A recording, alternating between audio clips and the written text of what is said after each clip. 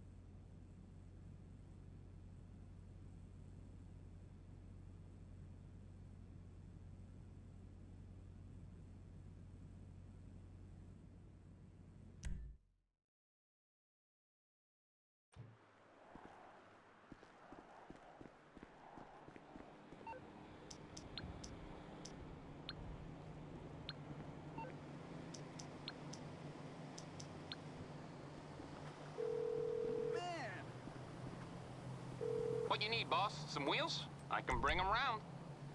I'll bring it to you.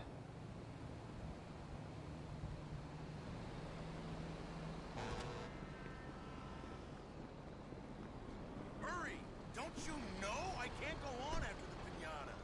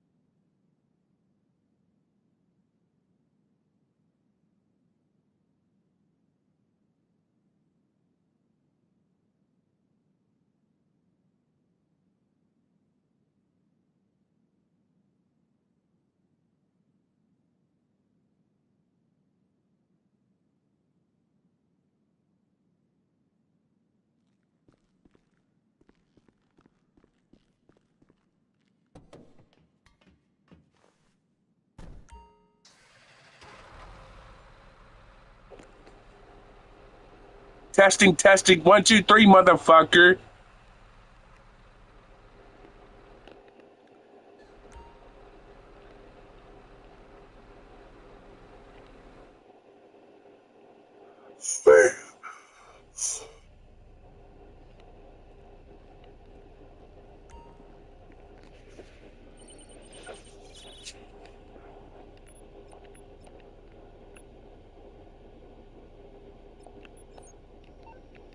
We're You're goddamn right.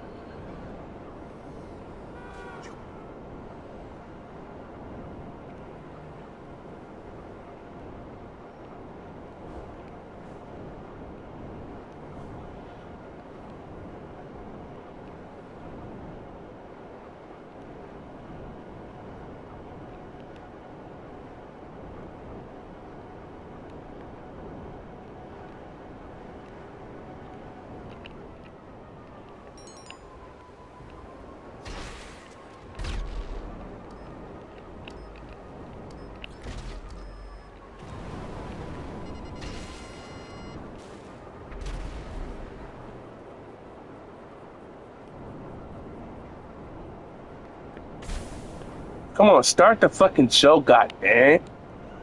Goddamn.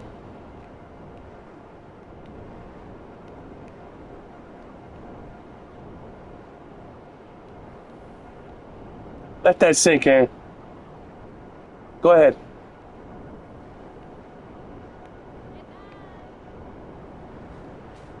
Let it in. Let that sink in.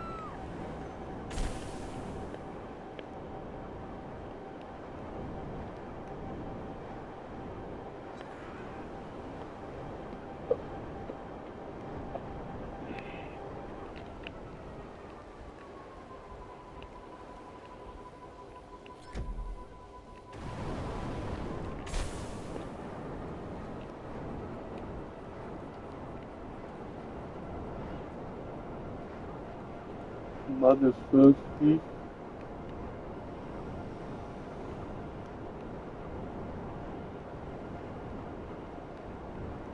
Hey, excuse me, can you tell that bitch in the background to shut the fuck up?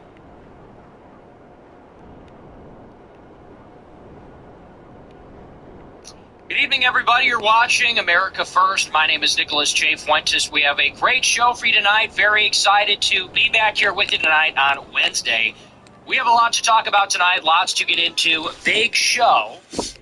Our featured story, we're talking a little bit more about this insurrection in Minneapolis. Huge news in Congress. We were supposed to talk about this last night. We ran out of time. But we are facing on Friday a major deadline in a series of appropriations bills that will fund various departments and agencies in the federal government. $1.7 trillion spending package. And like every other major piece of legislation, this is going to require at least 6 Democrats to vote with the package. The big news that came out today, Chuck Schumer, the minority leader in the Senate, came out with a list of demands. He says speaking on behalf of the Democrats, they will not supply the votes for Homeland Security for this spending package unless we defund ICE, force them to take off their masks, and random raids and other roving searches for illegal immigrants, among other things. They're basically going to shut down, through Congress, everything that we've seen so far with ICE, Border Patrol, to the extent that there are deportations, doing the mass deportation policy. And it seems that Republicans are going to balk on this one. They might cave on some of those demands. We're going to talk all about that. We'll get into the shutdown. We're also going to talk tonight about some brand new footage. Well. Have you seen this? And I feel like this didn't even go super viral, but I believe today is the first time that it gained any traction. We now have newly resurfaced footage of Alex Pretty, the anti-ICE protester who was killed over the weekend, from 2 weeks ago, earlier in January. And maybe you've seen it. The video's out there. The video has actually been out there for weeks, but it's just now getting more attention because of what unfolded over the weekend. And this new video shows that Alex Pretty was in a confrontation with ICE earlier in the month, where he spit on ICE officers, kicked their vehicle as they were attempting to leave, and actually broke one of their taillights. Big shocker, big surprise. Here's the best part. So he spits on ICE, kicks their car, breaks the taillight. A couple of ICE agents tackle him, hold him down for 10 seconds. They get up, they split. He's got a gun hanging out of his waistband, just like he had over the weekend. Is anybody surprised to see this? Is anybody surprised to learn this? So, as a matter of fact, it turns out that if you confront ICE with a loaded gun in your waistband, you might get lucky. One time, maybe a few times. Well, if you keep pushing your luck, eventually an accident is going to happen. Does this not prove that this guy just rolled the dice one too many times, paid the price, forfeited his life? And I wonder, I'm eager to see the reaction of all of his defenders, eager to see the reaction of everybody that was so sympathetic and sorry about the tragedy. I don't know. I think that if you are regularly getting into physical altercations with federal law enforcement, getting your ass kicked and thrown to the ground, if you are assaulting federal police and you are armed with a loaded gun, you know, eventually something horrible is going to happen. I don't think that's crazy to say. I don't think that represents fascism, government overreach, whatever it has been described as. I think that's just common sense. How many times you want to play that game? How many times have you gotten in a physical altercation with federal law enforcement where you are assaulting them, attacking them, vandalizing their car, getting thrown to the ground, and you're carrying a gun? How many times does that happen to you? And how many times would you expect to get away with that before something horrible happens? I don't know. I think that's reasonable. We're going to talk all about it tonight. Before we do, I want to remind you to smash the follow button on Rumble, smash the like button, leave a comment, let me know what you think about the show. Check out our merch store, Fuentes.store, and remember to subscribe and become an America First Plus member at AmericaFirst.plus. We have a few different tiers. $100 a month, you get to be in a group chat with me. I was dropping a lot of heat this morning in the group chat, leaving some voice memos, doing some bonus content, talking all about Iran, immigration, the Trump administration, everything we've been talking about, but going into some greater detail and some behind-the-scenes stuff. That was this morning. But if you subscribe at the $15 tier, you get access to all my content, plus MP3 format for the show as well. Okay, with that, we're going to dive in. One other thing that I wanted to touch on before we get into it. Did you see this on Twitter yesterday?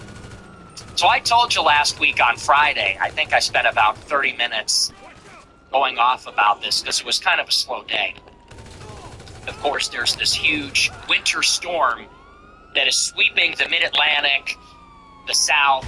I guess it's even now in Florida. They're saying it's 32 degrees in Orlando. And predictably, all the usual suspects, all of your conspiratard QAnon boomers, your low IQ anti-Semites, all the usual suspects late last week were saying that the winter storm in winter is actually some kind of government psyop. The government manufactured the storm. The government has some sort of ulterior motive. They're creating the storm to vaccinate people or something. I don't even really know what the end game is here. It seems like it's a natural disaster. I don't even really know actually what the end game would be for this one. But I saw this all over Twitter. For whatever reason, this was being promoted on my timeline. I saw it late last week, and I went off about it, like I said, I think either on Thursday or Friday. Every other post on my timeline was some nut job saying, film the skies, take pictures of the sky, this isn't normal. They're talking about there's chemtrails, and they're saying that the number of chemtrails is abnormal, and that indicates that the government is preparing the way for the storm. And then I saw people over the weekend, they were saying, take samples of the snow, send it to a laboratory. That's an actual post that I saw. Somebody said, go outside, get a sample of that snow, and bring it to the lab. And I'm thinking, like, what lab? What are you talking about? Who are these people? And I wasn't the only one. All these confused boomers were in the replies. All these psychic victims of the internet are in the replies, and they're saying, what lab? Where do I go? Tell me where I can take it. Yeah, bring it to your local retard lab. And like always, people are setting the snow on fire. They're burning it to suggest that the snow is not real snow.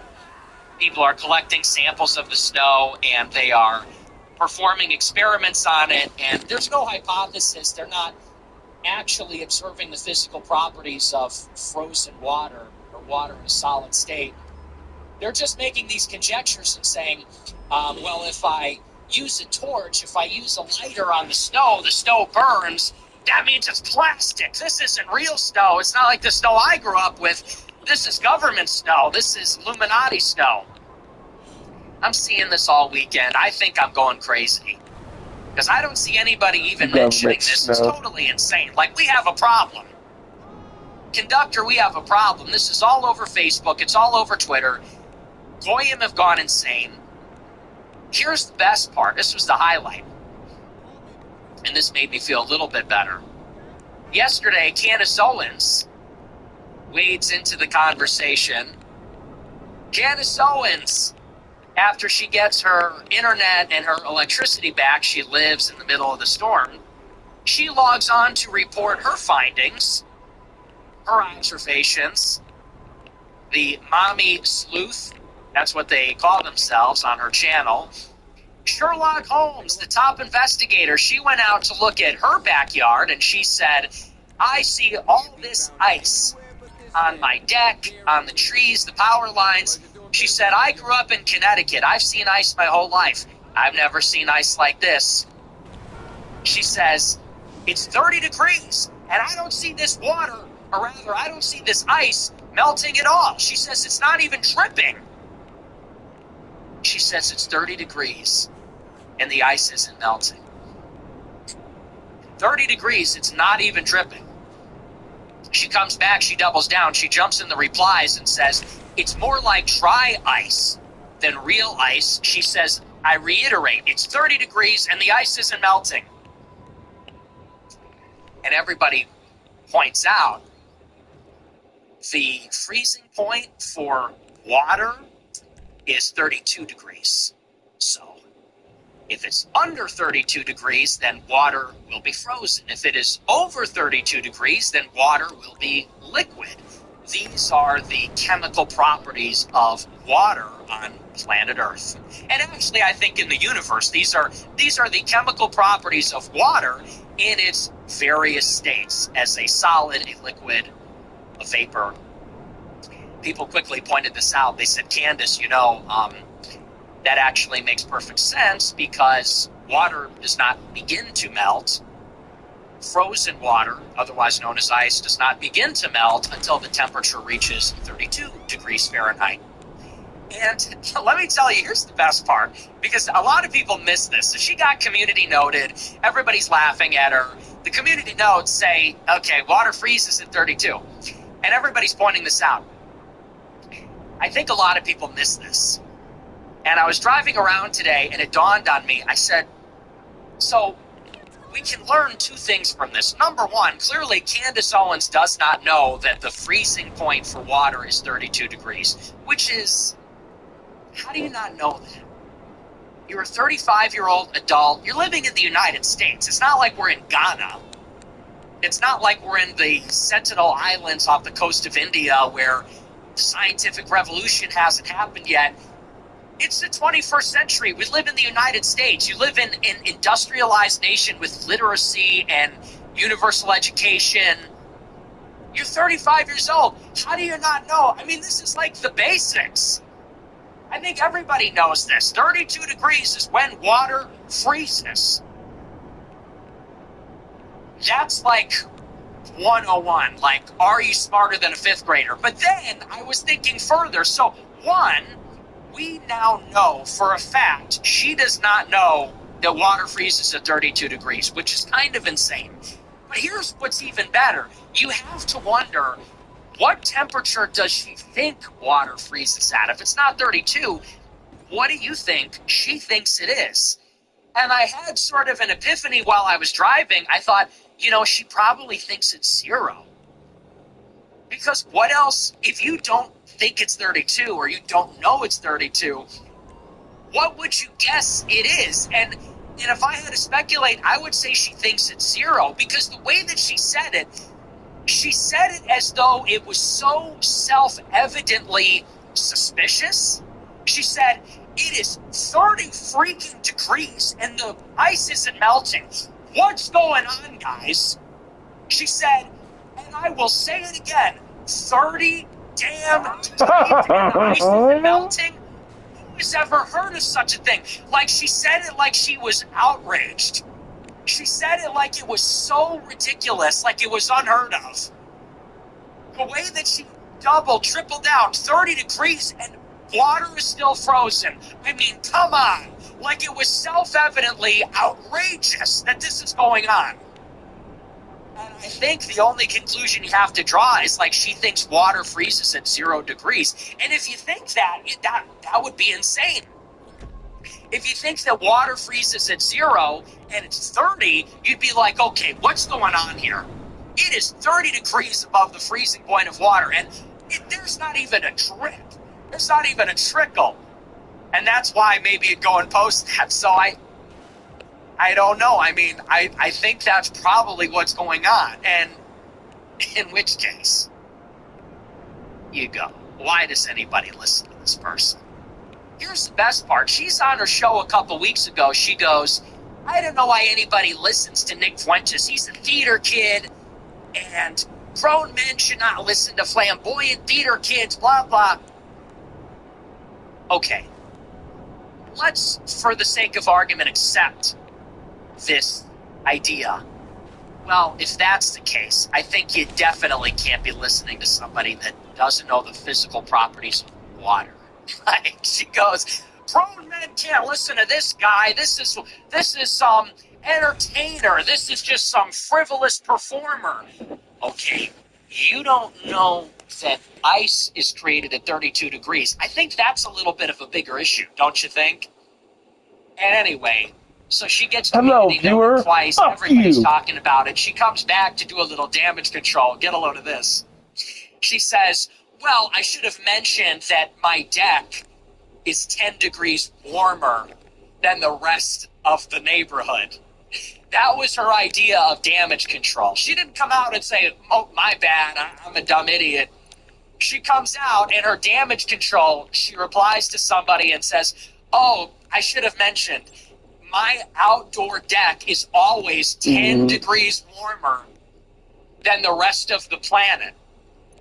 She said, "So actually it's 40 degrees on my deck." Whoops, left that part out. She goes, "The temperature gauge on my deck." "You mean your thermometer?" Like, I said it the other week. You can't argue with a crazy bitch because then it just makes you crazy. You're sitting there arguing with a woman, first of all, but then you're arguing with a woman who is saying this stuff. It's like on Fresh and Fit when they go to one of the girls and they say name 3 countries and they go Africa, Paris, you're dealing. First of all, you find yourself arguing with a woman. Big mistake. Second of all, you're arguing with a woman who doesn't know what she's talking about. Then you just get further into it. She goes, "Oh, well, my deck is 10 degrees warmer than everywhere else. According to the temperature gauge." "You mean your thermometer?" "Okay, I guess." I told you, I have been saying this for years. She's just dumb. There's this new Twitter account, Candace Owens Can't Read. And every day, how many words are we up to now? So far we got, she can't pronounce compartmentalize. That's compartmentalize for her. She can't pronounce legitimize. For her it is legitimatize. She can't pronounce architecture. For her it's architecture. Today, the new one is debacle. She pronounces it debacle. Debacle. We got a little debacle about our temperature gauges. Why isn't this water melting at 30 degrees? I mean, this delegitimizes the damn ass weather. For crying out loud. I don't know, man. I've been telling you for years, she's not smart. And that's something you can't hide. There's a lot of things that you can get away with in show business. There's a lot of things you can get away with if you're in front of a camera. If you are straight up a dummy, you don't know what you don't know. You can't possibly prepare to do a show and go through everything that you do not know and all the things that you think you know but you don't really. There's no way to sit down and say, wait a second, do I know the freezing temperature for water? You can't prepare for that. You can't go live and say, am I pronouncing the word debacle correctly? You just can't. How can you prepare for that? If you don't know it, you don't know it. You can't know that you don't know it. You're just...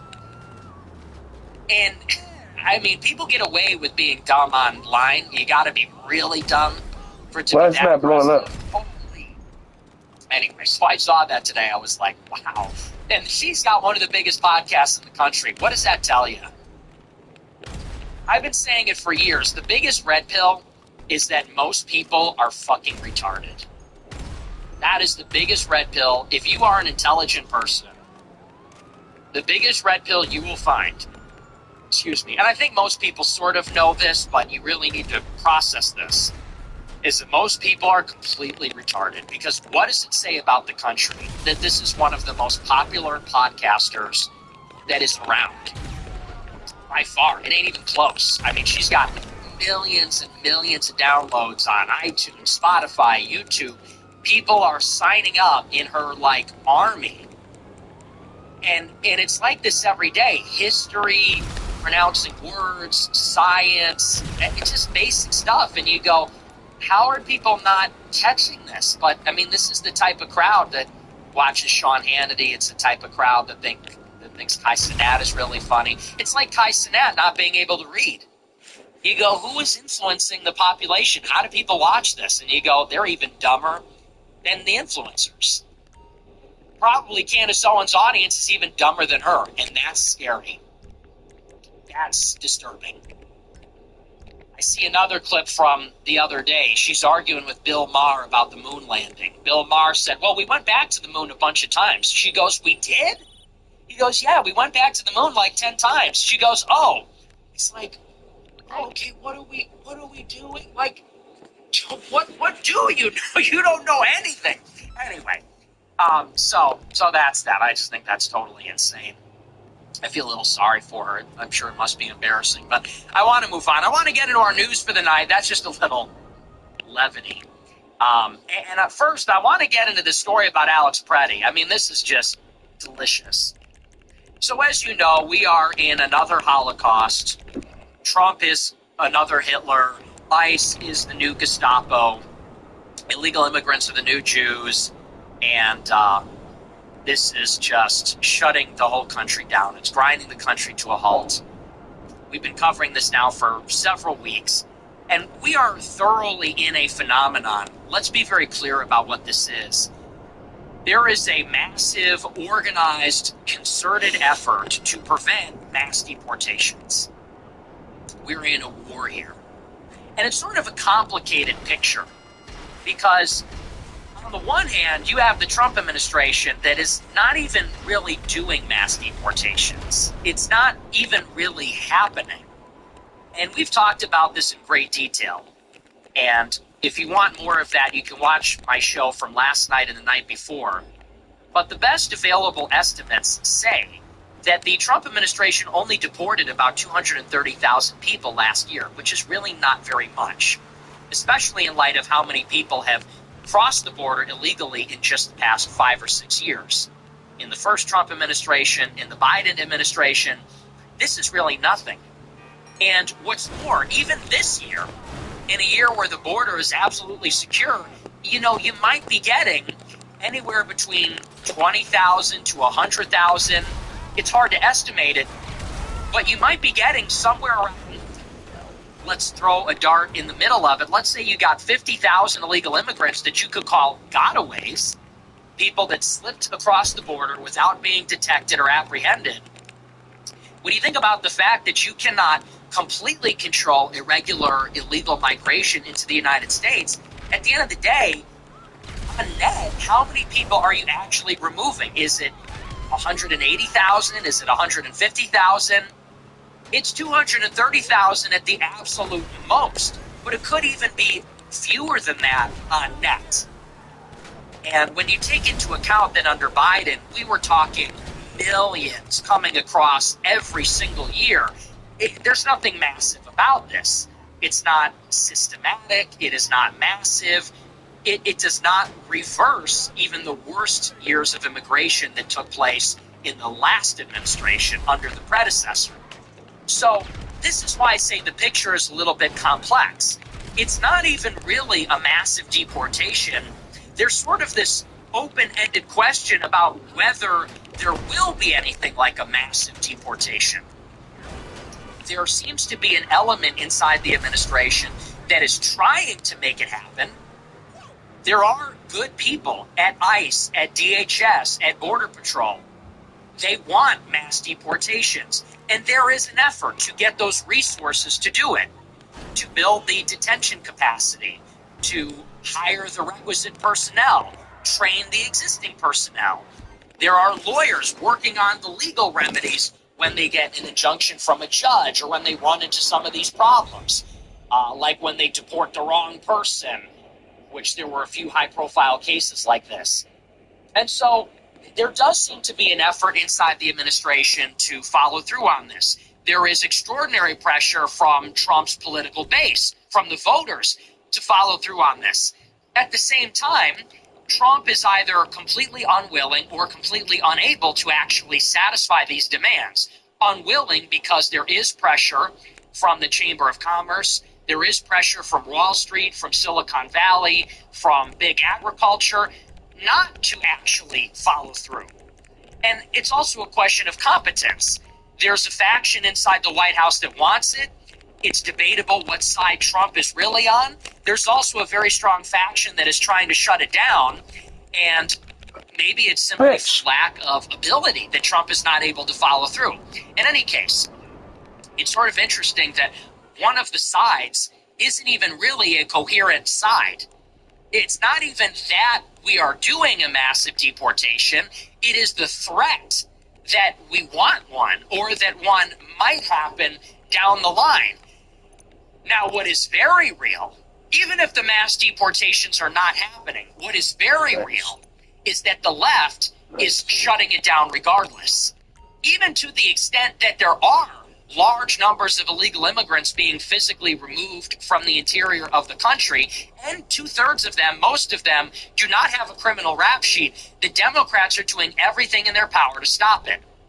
And I think this tells you something extraordinary about what the Democratic Party really is and what the left really is.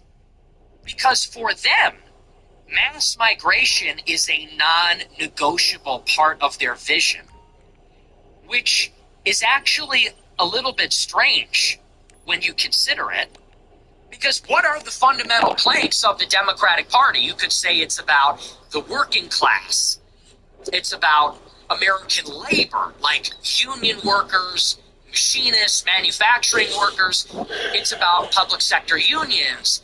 It's about the poor. It's about the rights of minorities and women. And arguably, mass migration is not good for any of these groups.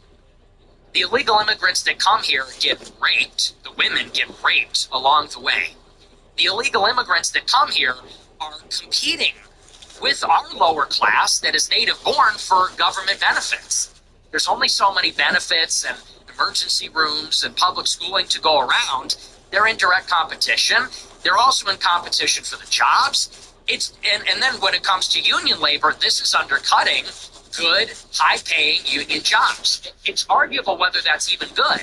And yet for Democrats, this is like a completely non-negotiable part of their platform. And it is absolute. They will entertain no limits on immigration, no restrictions on immigration, legal or illegal. It does not matter. They don't want to deport anybody. And that is effectively the policy under Obama and Biden. They were not deporting anybody. We talked about this last night. By the end of Obama's term, the only people they were deporting were illegal immigrants that happened to be arrested by cops for other crimes. If an illegal immigrant got picked up for murder or rape in the course of that other crime, and then the cops ran their information and determined they were illegal, only then were they deported.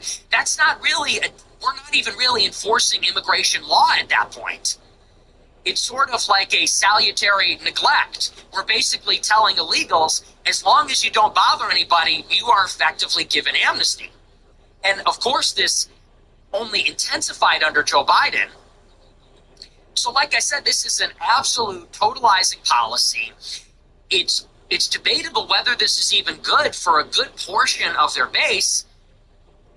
And it speaks volumes that when an administration even begins to undo this, look at the convulsion that happens. And I think what that tells you, what is conspicuous about it, what is suspicious about it, what is extraordinary about it, remarkable, is it tells you that clearly this is fundamental to what the Democratic Party is. Either ideologically, which is to say that Democrats, they actually want to destroy white America.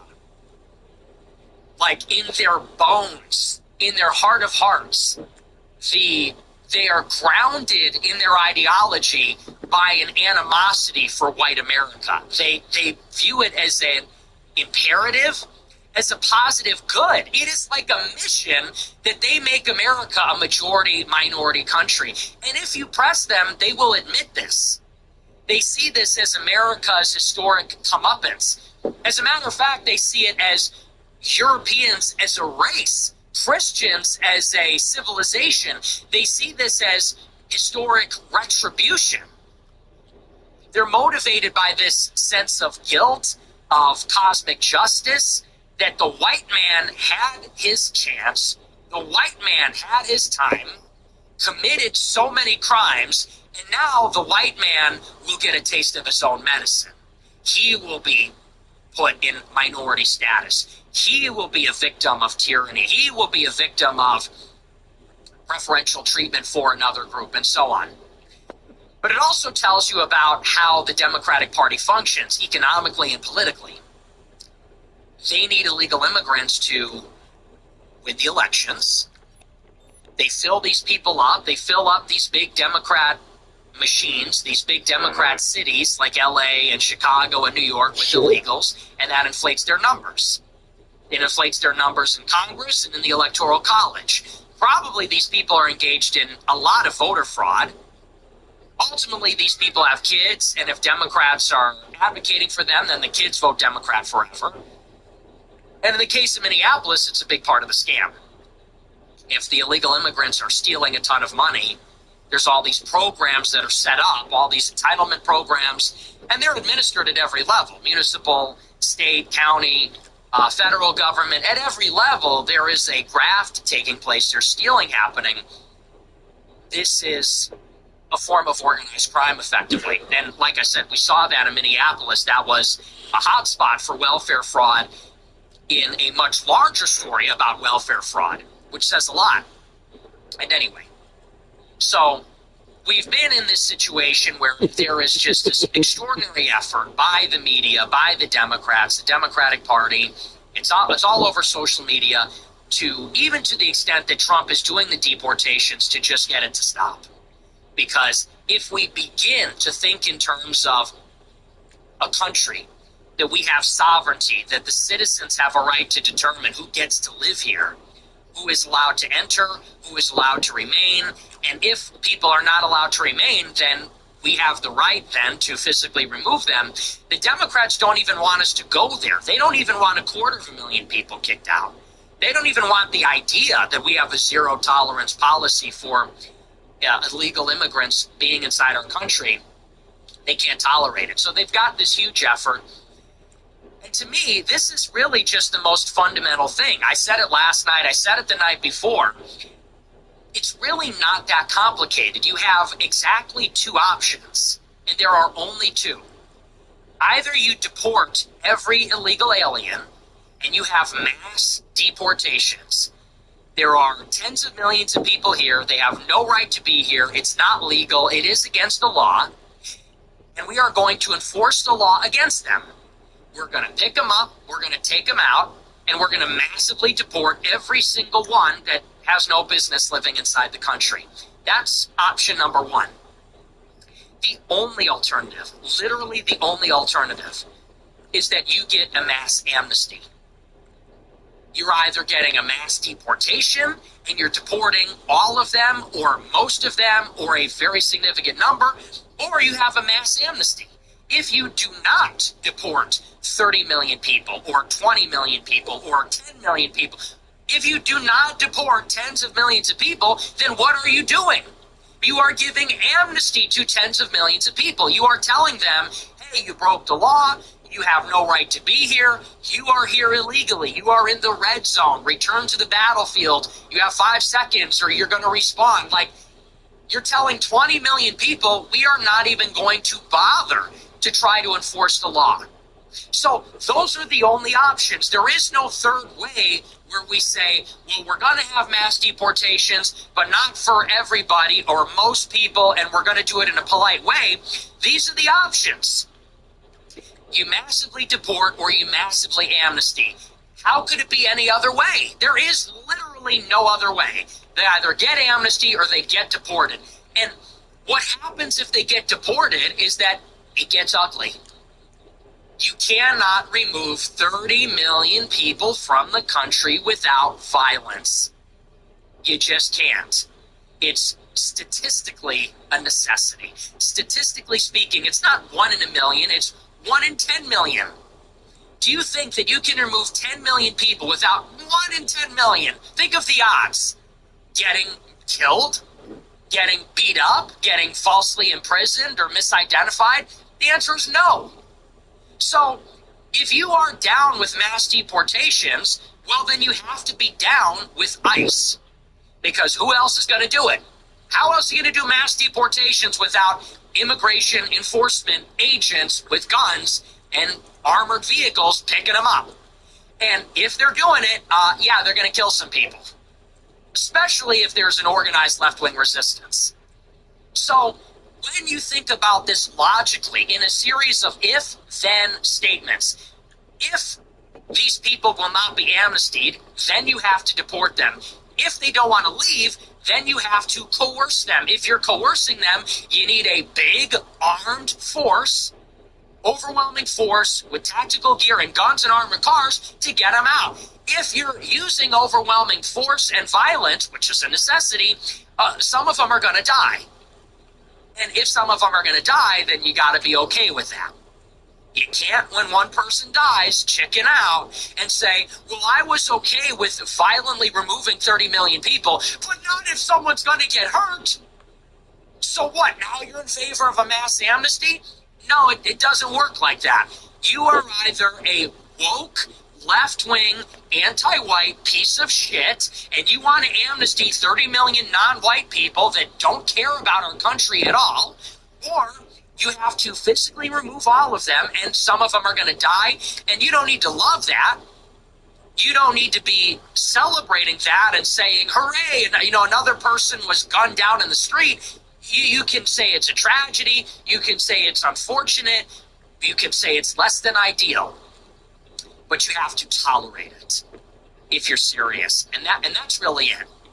As far as I'm concerned, it's really, this is a fork, okay?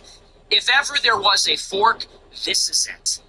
Because you think about what is going on in the country, and these non-white people, these illegal immigrants that have come here, this underclass, they just cannot be tolerated anymore. It's just, and if you have ever had a first-hand experience with it, it is ridiculous. These people come here. They take advantage of the system in every way. And there's something indescribable about it. There's sort of this intangible quality. There's this certain level of arrogance or aloofness or smugness, which they all have. They come here and they act as though, they feel as though the rules do not apply to them. For them, this is just how it works. You come here and you lie about being an asylum seeker. You come here illegally. You come here and then you get on some kind of a public benefit. You come here and you have 3 families living in a single family residence. You come here, some of these people that have been here, for 25 years, paying their taxes, working hard, they never learn English. How do you go to a country, you're here for 25 years, you don't pick up the language? No English, they say, no English. You're here for decades. It's crazy. And so we just can't be a serious country and tolerate this. Nobody wants to live with this. Why should we have to? There's one solution. Get them out. Get them out. And horrible things are going to happen. Now, this has been happening in the country. The Democrats are playing it up. The Democrats have mobilized their shock troops, these psycho radicals in the streets, interfering in these operations, trying to get ICE to back down. And we've talked about this. The purpose of the tactic is basically to create so much chaos and so much unpleasantness that the Trump administration decides it's simply not worth the trouble. Don't you realize that's the strategy? It's just a high-pressure tactic. You have these left-wing scumbags, and that's what they are. These are losers. These are bottom-of-the-barrel losers. These are idiots. They are not smart people. These are people that are not successful. They don't add to society. In many cases, these are people that are insane. These are people that are mentally ill. These are people with mental disorders. They have BPD. They have depression. They've got serious issues. Because who else could it be? I mean, what kind of decent, normal person with any kind of conscience, with any kind of wherewithal, any kind of reasonable person, what person like that is in the freezing cold at 3 a.m. with a drum kit outside of a hotel where ICE is blowing a whistle next to a guy in an inflatable frog costume and people are playing trombones? Who wants to be a part of that? It's a freak show. And it's everything that any decent person hates, that any decent fascist hates. It's just chaos and disorder. It's a bunch of ugly freaks and weirdos screaming and yelling, lighting fires, vandalizing stuff, blowing stuff up. This is not a good scene. And anyone that participates in this is like a subhuman. Anyone that participates in this is a degenerate that is not really a part of our society. I mean, these are not normal people, okay? And I understand, don't get me wrong. There are liberal people, there are center-left people, there are normies, and many of them don't like what ICE is doing, and that's one thing.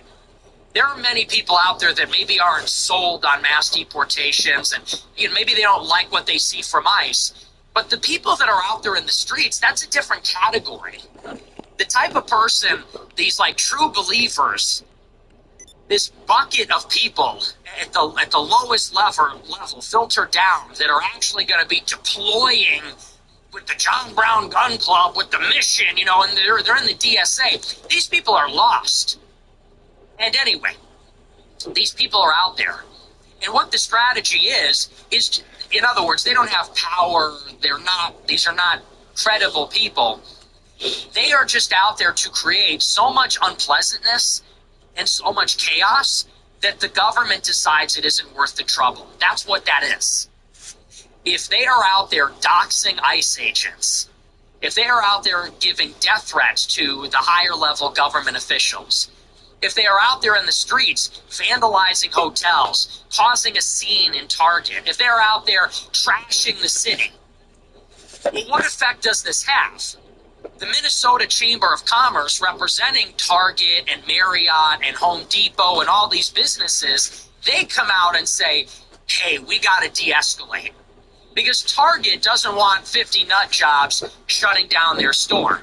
And Marriott doesn't want 100 nut jobs banging drums and pots and pans outside their hotel, smashing the sign with a hammer. And, this is how this works. And the normies don't like it either. The normies in the city, they just want relief.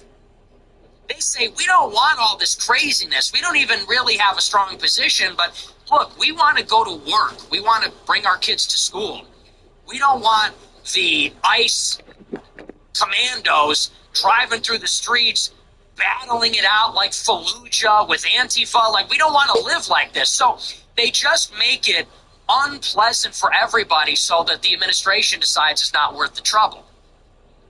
And this is really the story of how our country has fallen, which is to say that you have decent law-abiding people. I would argue that's the silent majority.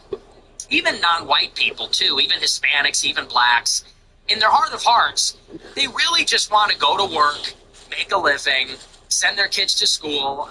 To the extent that they have a political inclination, they want prices to be stable. They want cheap health care. For some of these immigrants, they have a special interest. They want to bring their family in for chain migration. They're seeking paperwork and things like that. But what always happens is that whenever the normal people, the decent people, even if it's just white people, let's say, even if it's just taxpayers, if they want to appoint a government or elect a government to enforce the laws against BLM, against illegal immigrants, against government corruption, whatever it is, the Democrats' play always is just to cause a bunch of problems, and the reasonable people back off. They say it's not worth it. It's not worth it. Literally out here fighting. Causing all these problems. Let's just stop antagonizing the crazies. Let's all go home and let's just not bother anybody. Let's chill out. That's always how it goes. And I've been saying for 10 years, we, the law-abiding people, we, the white people, we actually now have to become the unreasonable ones. We have to match their energy. We have to face them. We have to confront them in a showdown. And it's going to be a battle. I mean, both sides are going to take losses, whether that's political pressure, a lost election, violence, whatever. And whatever violence looks like, I mean, whether it's the vandalism or it's an arrest, whatever, the law-abiding people eventually are going to have to stare in the face of the chaos. We're going to have to meet them on the battlefield and confront them and decisively win. That is what is required. And so this brings us to the situation over the weekend where this kid gets killed. And this is what I call that confrontation. We are there in Minnesota. We're barely doing deportations. The radicals are out in full force. Some of them are getting killed. Some people are getting arrested, like kids, and people are being misidentified, whatever. The mayor, the governor are emboldening the crazy people. So ICE is deploying thousands more troops. We're going in there. Then this guy dies. Alex Preddy dies. And our own side wants to undermine our political position. Our own side starts to say, hey, I'm all in favor of immigration restriction, but that was too far, and this and that.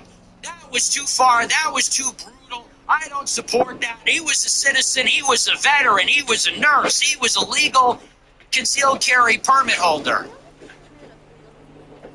And I said this on Monday. I said it about Renee Good. If that's you, you are just not serious. You will lose.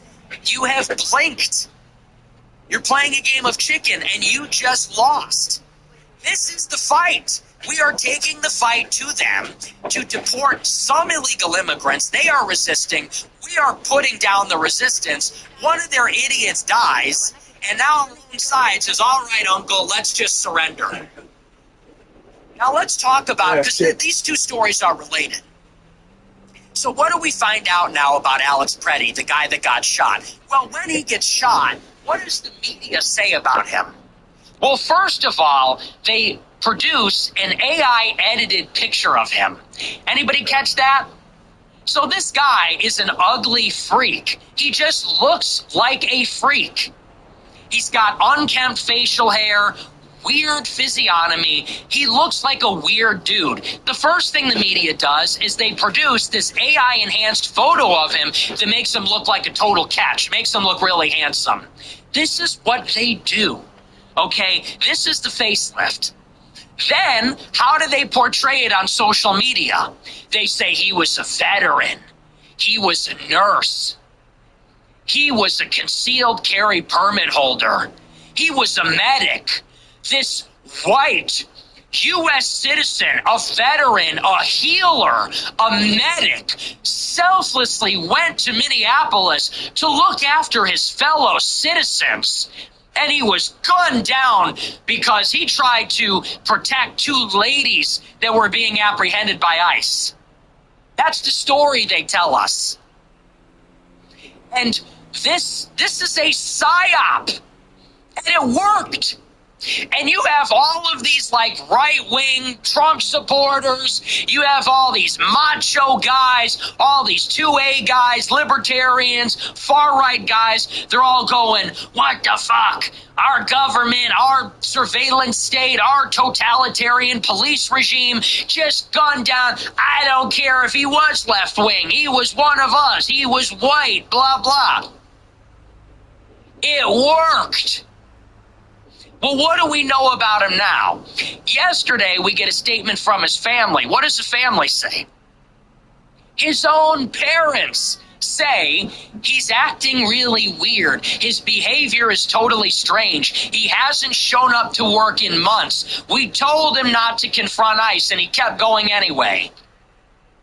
So this guy went off the goop. Maybe he was a medic. Maybe he was a healer, until he decided to dedicate his life to being some kind of socialist revolutionary. So he was a medic and a veteran, but he isn't anymore. Now he is some kind of left-wing nut job that has dedicated his life to fighting for Somalian scammers. It gets better.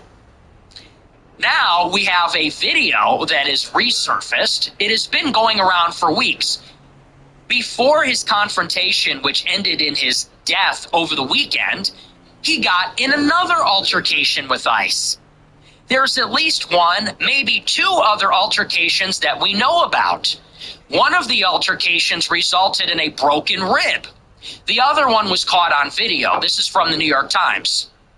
It says, quote, "The nurse who was fatally shot by federal agents in Minneapolis on Saturday was pushed to the ground by different agents at a protest 11 days before he was killed, according to a newly unearthed video that shows him spitting and cursing at ICE and kicking a taillight and breaking it on one of their SUVs. The footage adds to what is known about the 37-year-old nurse, Alex Preddy, who was killed by federal agents on Saturday morning after they pepper sprayed him and pushed him and a woman to the ground, a killing that set off protests in the Twin Cities and across the country. In the earlier incident on January 13th, Mr. Preddy, wearing some of the same clothing as when he was killed, can be seen running toward a street corner where a crowd of protesters have gathered and are jeering at federal agents. He screams at agents, "What are you doing here?" He repeatedly curses at them, spits at one agent as he is getting into a vehicle. When the agents drive away, Mr. Preddy kicks twice at one of the vehicle's taillights, breaking it. That seems to prompt agents to get back out of the vehicle and push him to the ground.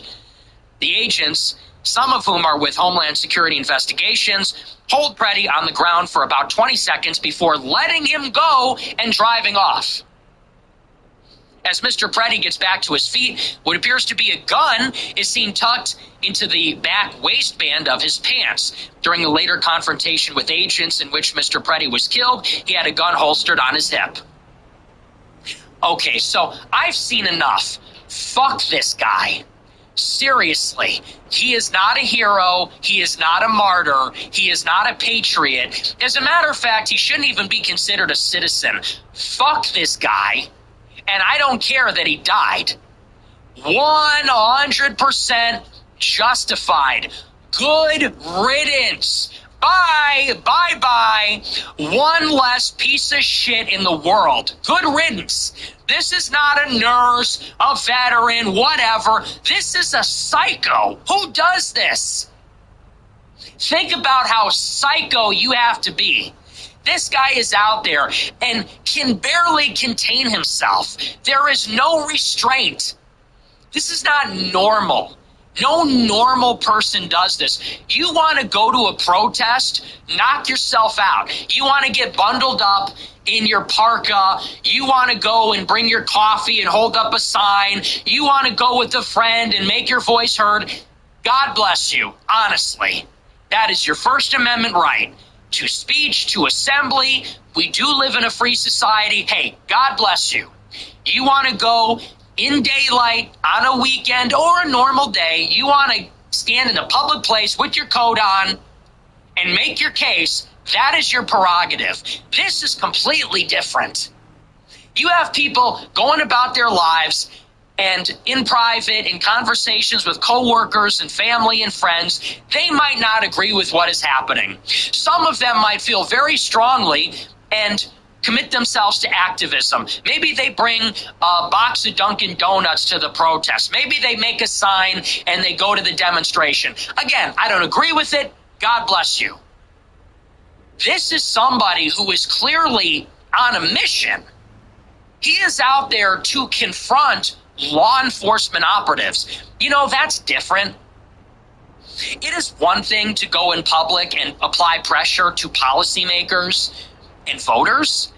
In a democracy, we have a representative form of government and we have elections. So if you want to go out in a public place that is owned by the people and you want to get your message out to prospective voters or to the representatives of the voters, again, that is how we do things in the country. But this guy is chasing law enforcement agents. Law enforcement is not elected. They are not representatives. These are people that have a job. These are people that have a job. They are public servants. They're working for the elected officials. And they are involved every day in life or death situations. Why do you think they carry guns? Because they are getting, in some cases, into violent altercations, physical altercations that could lead to death or serious bodily harm. So you have a guy who is, he's not going to a protest. He's not a demonstrator. He is a terrorist.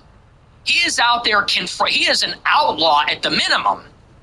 At the minimum, he is an outlaw. He is there to confront law enforcement and harass them, attack them, dox them, interfere in their operations. Do you think it's a coincidence that he happens to be at a place where a crowd of people is gathered around an ICE vehicle?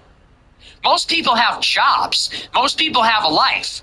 So how are you summoned to a random street corner where a group of people is spontaneously mobilized where ICE is carrying out an arrest? That means you are on top of it. You are in a group chat coordinating with people, sitting around waiting to be activated to go and assault cops.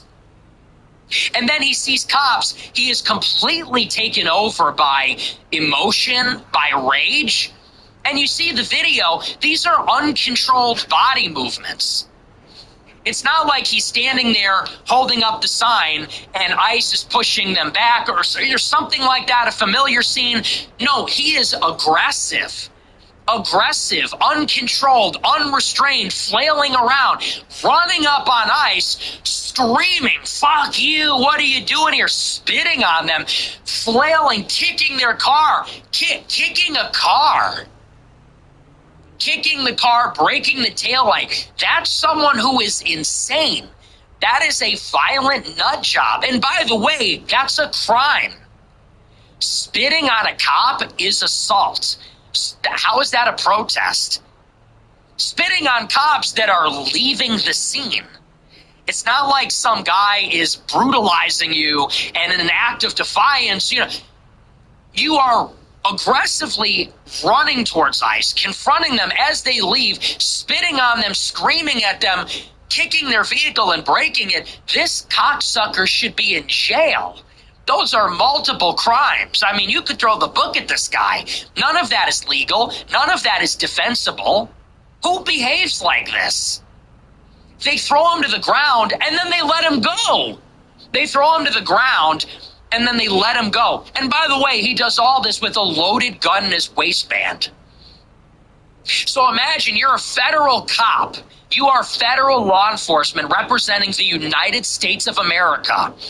Some deranged lunatic is running at you, screaming, spitting, kicking, and he has a visible loaded gun in his waistband in his pants. What are you supposed to do? Now, in this situation, they throw him to the ground and then they let him go. This tells us so much. One, it tells us everything we need to know about this guy and what he was doing there and what his intentions are and what his end game is. Now we know who this person is just by that alone. But then it also tells us something about ICE, which is people are saying this is an uncontrollable Gestapo made up of undisciplined thugs. If that's the case, why did this guy get arrested? He assaulted an officer. He vandalized their vehicle. He's got a loaded gun. They apprehend him. They let him go.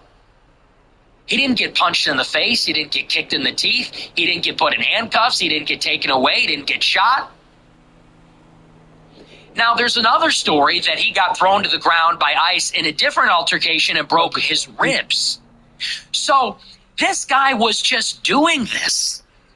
This is a profile now of a guy who went crazy, stopped going to work, became part of some kind of political operation of activists that are resisting the government. And he was irregular. He is regularly getting in physical altercations with cops. Clearly, getting thrown to the ground all the time, spitting on them, and he's carrying a gun. And he was doing it multiple times. I guess he just did it one too many times. How many times you want to roll the dice like that? If you are making a habit out of aggressively confronting police officers while you are armed and assaulting them, yeah, eventually you're gonna fucking die. I had to go take a shit. Obviously. And do you know what this reminds me of? This is no different than the black people. This is no different than BLM. Do you remember when we were being told about police brutality? The cops are the new Ku Klux Klan. Their job is not to enforce the law. It is to keep black people down. They're arresting vandals and murderers and thieves. They're there to keep black people down and prevent them from having opportunities. Remember this? They said, why is it that there are so many police-involved shootings of black people? So then, all of these different states mandated body cams. And what did we see once every cop got a body cam? Once every police officer got a body cam strapped to their chest, did we see a bunch of white racist cops giggling and laughing with each other about how they're going to oppress blacks every day? No. We see them going to black people that they're driving down the highway with their taillights busted. They get pulled over, they roll down the window, a stench of weed is emitted from the car. The black person is not cooperative, says they're not going to give them an ID. They run the plate, it's a stolen car, the license is expired. There's some sort of problem. The guy's got a rap sheet 3 pages long. Then they apprehend the guy, and the guy takes off running, or he reaches for a gun, and then he gets mag-dumped. Very different picture. And it's the same thing. You go, okay, so, you know, you're not being pulled over for driving while black. First of all, your taillights are busted. So, you know, that's a start. Then, you don't have your paperwork in order. Then, you also have a warrant. You're doing drugs. And to add to all that, you're not even cooperative. So the cops are doing their job, pulling you over. They find out you got to go to jail, and then you want to run. Then you want to run, you want to make a move, and you wind up dead on the side of the road. And at a certain point, people say, okay, so what's the expectation? How many times? How many layers? How many times you want to roll the dice? How much do you think you can get away with here, actually? It's the same thing with the black people. Okay, so you got all kinds of vehicle violations. You have drugs in the car. You got a warrant out. And you're not cooperating. And you're resisting. And people go, shoot him in the leg. Well, they didn't have to kill him. Why'd they shoot him 20 times? They should have shot him, like once and then seen if he was okay. No. At a certain point, you got to start handing out the death penalty. We don't want to live in a society with people like this. And you just can't. And by the way, think about it this way. You're in the middle of the story here where a police officer is in a fist fight with some criminal that they don't even know who it is. I prefer that law enforcement walk away from this encounter than a criminal. That's just me. If you're a cop pulling some degenerate over on the side of the road and you get in a physical altercation and you're rolling around, one person is in the wrong. And one person is a public servant, okay? One person is a cop representing the people of the state or the city or the country, and the other person, 9 times out of 10, is somebody who is in the wrong, either because they did something wrong or they have no respect for authority. You can challenge anything. We have due process. We have a 5th and 6th Amendment. You want to fight your charge, you want to fight your case, okay, go to court. Go to court. You don't get in a fist fight with a police officer, screaming match. It's just not how our system works. So when I see a cop and a criminal rolling around on the ground, one person is in the wrong, either for doing something wrong or because they're resisting the authorities, and the other person's a public servant. If push comes to shove, I prefer that the civil servant walks away, because one of them is putting their life on the line every day to enforce the laws. One of them is essential for the maintenance of order, and the other person is doing the wrong thing. So this is what happens with Alex Preddy. Guy gets killed. And what's the next step? The media creates this image. They AI enhance the image, They face-tune him. They make him look like a Chad. They give this sob story. He was a nurse, a medic, a tireless hero, a veteran, and all of the conservatives eat this up. They say, oh, poor guy.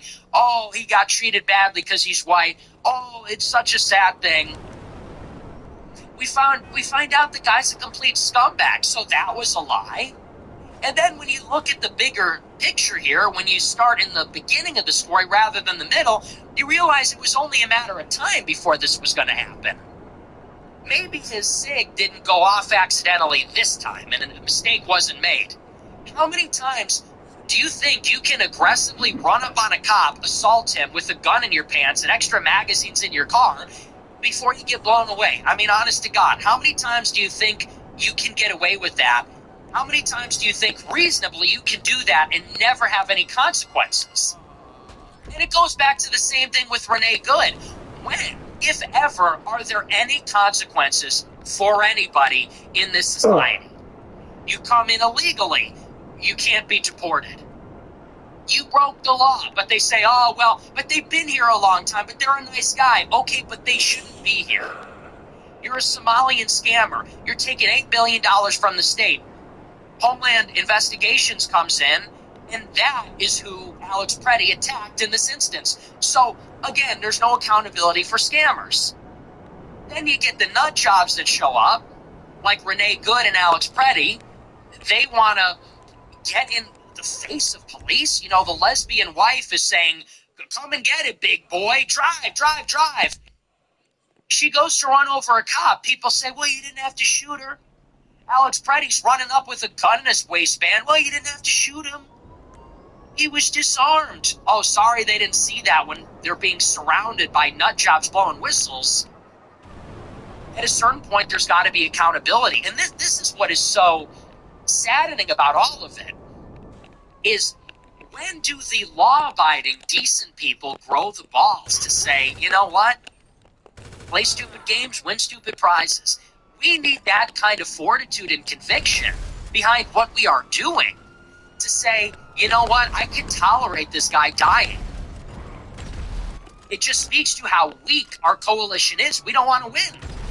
We don't want to win. We're not taking it seriously enough. If one of these people dies, people go, all right, well, let's just give up. We got 50 million illegals in the country, whatever What the number the hell? is. It's so corrupt. It's so bad. Like, our country is damn it. gone. Venezuelans are taking over apartment buildings. They're stealing shit out of your car. It's burglary crews. They're looting the welfare system.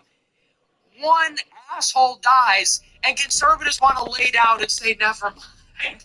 Never mind. Forget it. Just let our country go. I don't want to see another protester die.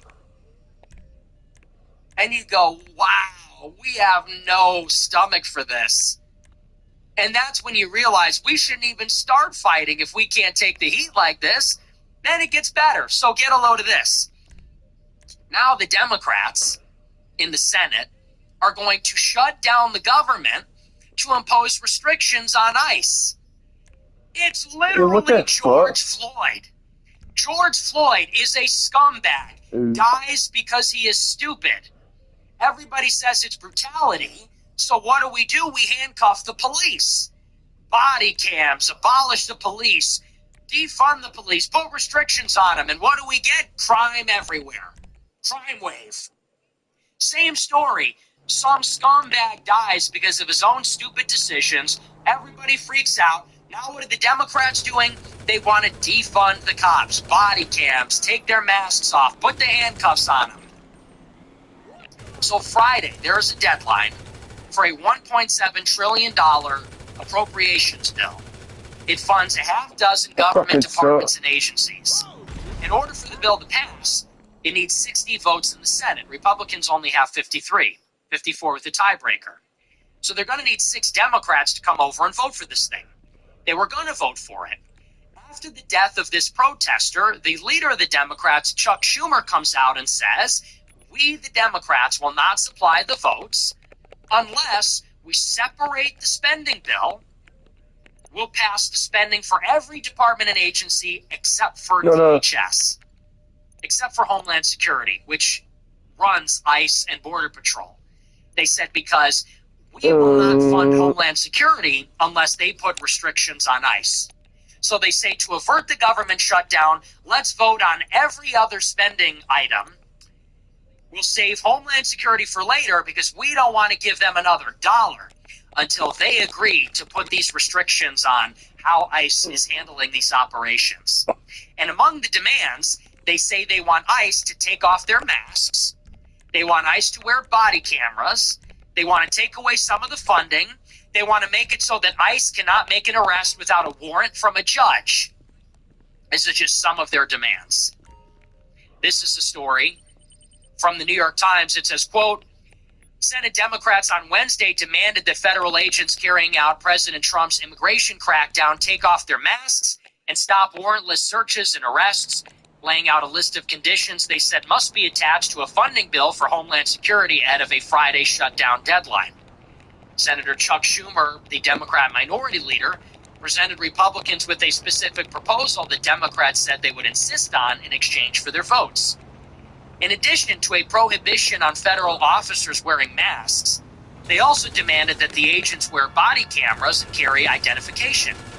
Their proposal would put an end to roving patrols and require warrants issued by a judge for arrests and searches. Democrats also want the federal agents to be subject to the same use of force policies that apply to local and state law enforcement, which require those involved in violent incidents to be subject to independent investigations if they are accused of wrongdoing. He laid out the demands the day before the Senate was scheduled on Thursday to take its first procedural vote on a spending package that includes funding for Homeland Security as well as the Pentagon, State Department, and Treasury. If Republicans can't muster 60 votes to advance the legislation, which would require the support of at least 7 Democrats, it will stall with little more than 24 hours to go before the shutdown deadline. So the Democrats want ICE to be banned from wearing masks. They want them to wear body cameras.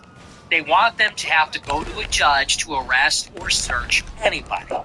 They want them to be subject to an independent investigation if they're accused of doing something wrong.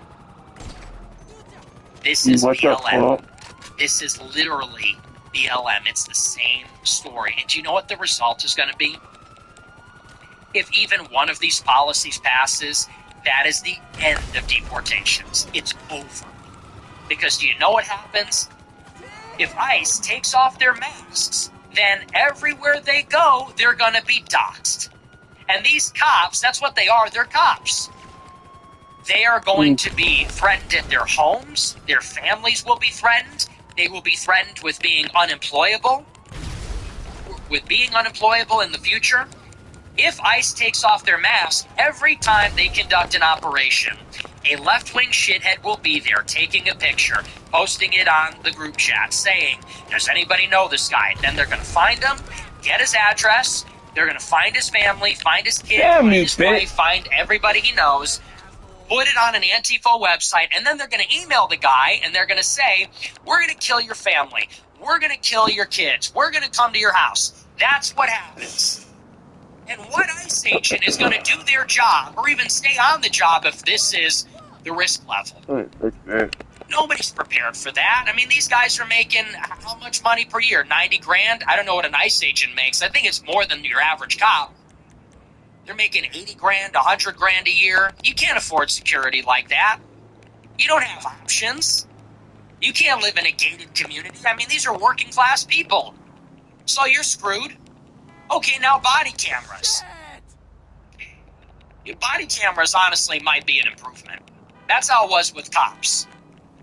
Body cameras are going to show you the kinds of things that they're facing. But even still, that's a level of self-consciousness. Cops are going to be reluctant to do what they got to do. Sometimes it gets hairy and sometimes it gets ugly. And a body camera makes you hesitate. Every time you pull the trigger, every time you draw that weapon. And that puts you in a deadly situation. Because you can't hesitate. You got to be willing to let the chips fall where they will. So what does that mean? It means they're not going to put themselves in harm's way. Same thing with the independent investigations. All these other limitations. This is about handcuffing ICE. This is about making it so that they can't go after every illegal immigrant. It's meant to slow them down. If they got to go to a judge for every warrant, if they got to go to a judge to search somebody, arrest somebody, they can't get 4,000 warrants every day. They can't get 2,000 warrants every day. That's going to grind everything down to a halt. Then they do their operations. They're not going to put themselves in a situation where they're bound up by rules of engagement and body cameras and they don't have the masks on. This is about ending the deportations. And it's the same story. And if you were one of these right-wingers that played up this Alex Preddy situation, you are a part of this. You did this. You fell for it again. This is the equivalent of posting the black square after George Floyd. This is the equivalent of hands up, don't shoot. Colin Kaepernick taking the knee. This is the same exact thing. You are sympathizing with the enemy that hates you. These left-wing nut jobs, they don't play by the rules. They are not honest. They are crazy. And they hate you. When Charlie Kirk got shot, they were celebrating. They loved it. Teachers, nurses, people that should know better, people that are educating your kids, people that are taking care of your elderly, they were on TikTok publicly laughing and celebrating that Charlie Kirk got shot in the face. And they did that because they're so proud, have no shame, and they think it's acceptable. They didn't even think twice about posting it because they said, of course we're glad this guy got blown away. That's who we're dealing with. If they had it their way, you would die. If they had it their way, our country would be destroyed. And you were crying over them because you said it's about the principle. Because you said, hey, well, I don't care what his politics are. He's an American. No, you do need to care. If your politics are mass amnesty and stealing from welfare and spitting on the police, I actually do care then what your politics are. I actually don't care then if the cops kill you at that point. You're not within your rights. You're not a good citizen. You are not in any way, shape, or form on our side. There is no sense of, hey, we're all in this together. He's a fellow citizen. He's a fellow white man. No, you're not. I don't identify with this person at all. Fuck this person. I don't want anything to do with this person. I don't want to live next to this person. I don't want my kids to be in a hospital where this person works. I don't want my elderly parents to be in a hospital where this guy works. I don't want to be this guy's colleague. I don't want anything to do with this guy. Fuck this guy. This isn't... Think about it. Who does that? You are in Minneapolis in 0 degrees. LARPing is a revolutionary, fighting with the cops every day. This is a scumbag and a loser and the enemy of society. Fuck Oh my God. People are crying over this guy. They say, hey, at the end of the day, we're all... What? What do you mean? I mean, that just means nothing anymore. That doesn't mean anything to me. He's a nurse. Okay, so are people that perform abortions. He's a doctor. So what? He's a veteran. Again, so Damn it! you have people graduating the military academy that they say they're communists. I mean, literally, so what? If you're out there agitating for mass amnesty and anarchy and socialism, and you're fighting with the cops and you think Trump is Hitler, it's like, I got nothing to do with you. I have nothing in common with you. You're not on my team. As a matter of fact, you're my enemy. And they are the enemy. They are voting for this. Who do you think it is? When you get doxxed and there's all this pressure to get you fired, who do you think is making the calls? When your relative gets kidnapped by an illegal and chopped up and put in a bag, who do you think is standing in front of ICE to make sure that guy doesn't get deported? When another Democrat mayor gets elected in your city to make it so that there's crime everywhere and the city slides into chaos, who do you think's voting for that? Who do you think is donating and who's in the streets for the protests? It's people like this. They are tangibly out there to ruin your neighborhood. It's real and imminent and tangible. They are the shock troops of this machine that is ruining your life. And people want to divorce it and say, well, you know, they're not the hand of the system. They're literally the hand of the system. They might be getting the money from somebody else, but they're doing the dirty work. They're the ones getting in the scrum and fighting, and in some cases dying, to make the situation so unpleasant that we don't deport anybody. And if we don't deport these people, I mean, by definition, they're going to kill more Americans and rape more people and steal from people. If you have a criminal underclass of illegal aliens that have no paperwork, and a lot of them are committing crimes, and if they don't leave or get deported, statistically, some of them are going to keep committing crimes. Every one of those crimes that they can commit because they haven't been deported against a native population, you can thank these protesters for that. You can thank these protesters that are so extreme. They are not playing by the rules, following the law. It's not constitutionally protected. We won the election. That has consequences. This is all under the jurisdiction of the feds.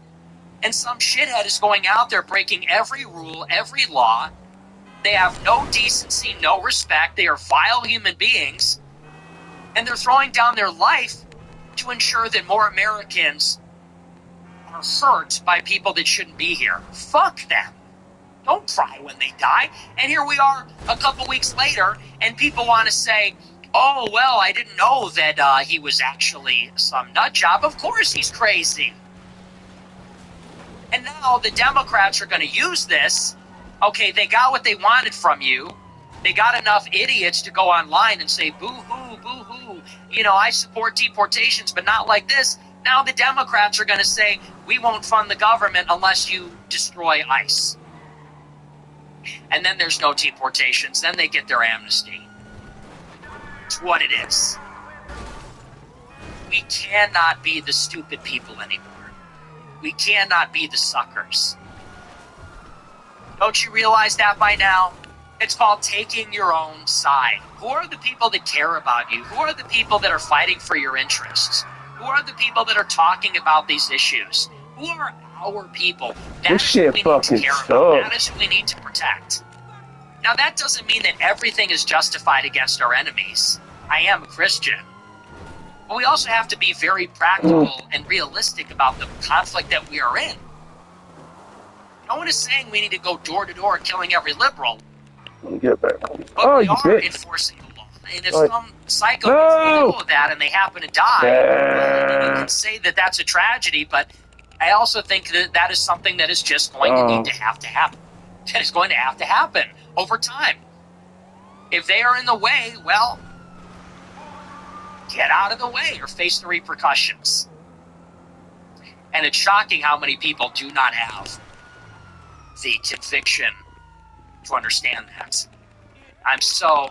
It's very blackpilling.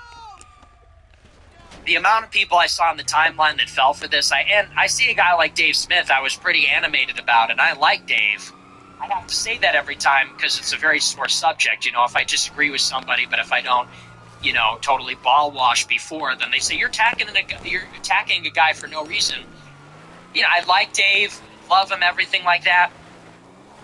But he posts this tweet, and he goes, ICE are pussies, they're thugs. You know, I support deportations, but not like this. It's like, Dave. Hey, man, Earth to Dave. This is an intervention. You're a libertarian, right? You want us to have liberty in the Constitution. How do you have liberty in the Constitution? We have 30 million illegal aliens and birthright citizenship. These people don't speak English. You think they're going to protect the First and Second Amendment, the Bill of Rights? You think they're going to protect any of that? How does that make sense? I mean, even if you're a libertarian, we got to get these people the fuck out. You're a libertarian, you know, don't hurt people, don't take their stuff. You think you got a right to run up to a cop with a gun and spit on him and kick his car? Dave, they gotta die. Dave. My friend, they have to die. I mean, they have to be killed by the cops. Even a libertarian should be able to recognize when somebody should be killed by the state. Guys like Dan Bilzerian, Jake Shields, they go, well, but ICE was trained by the IDF. Who cares?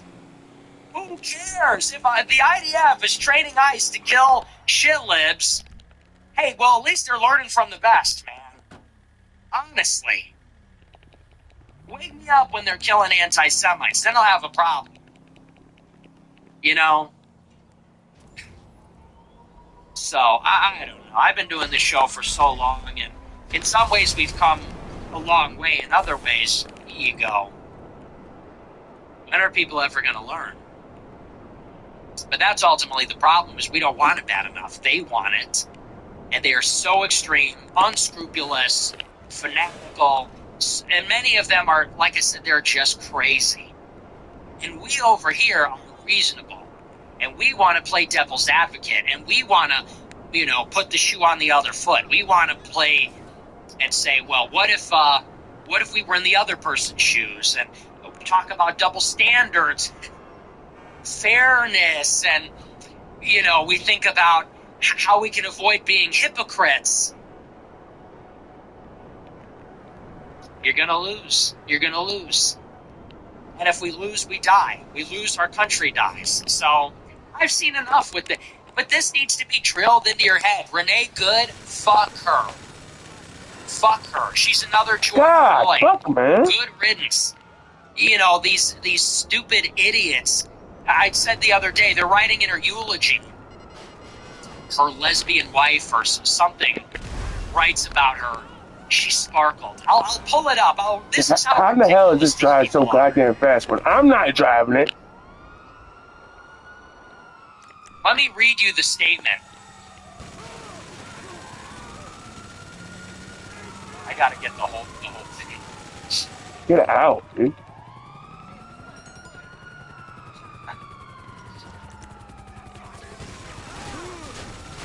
Let's see if I can find the this is who we're dealing with. Let's see if I can find the whole transcript.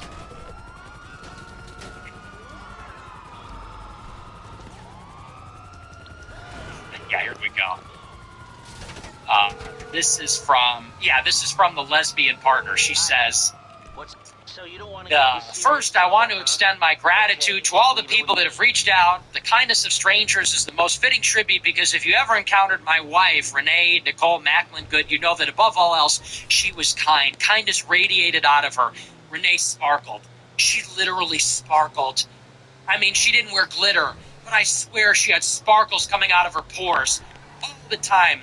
You might think it was just my love talking, but her family said the same thing. She was made of sunshine. She lived by an overarching belief. There is kindness in the world, and we need to do everything we can to find it where it resides and nurture it where it needs to grow. We're raising our son to believe that no matter where you come from or what you look like, all of us deserve compassion and kindness. She lived this belief every day. She is pure love. She is pure joy and sunshine. We had whistles. They had guns. Okay. Like you're a baby. We just want to be nice and we're made of sunshine and we sparkle and we're made of rainbows. These people are lunatics. These people are stupid lunatics. And if we let them have their way, it's all going to go. Like everything that we have is going away. These are not serious people. They cannot run our country. They cannot look into the face of evil, which comes in the form of chaos and lawlessness and disorder and crime and cruelty, and defeat it. Come on, dude.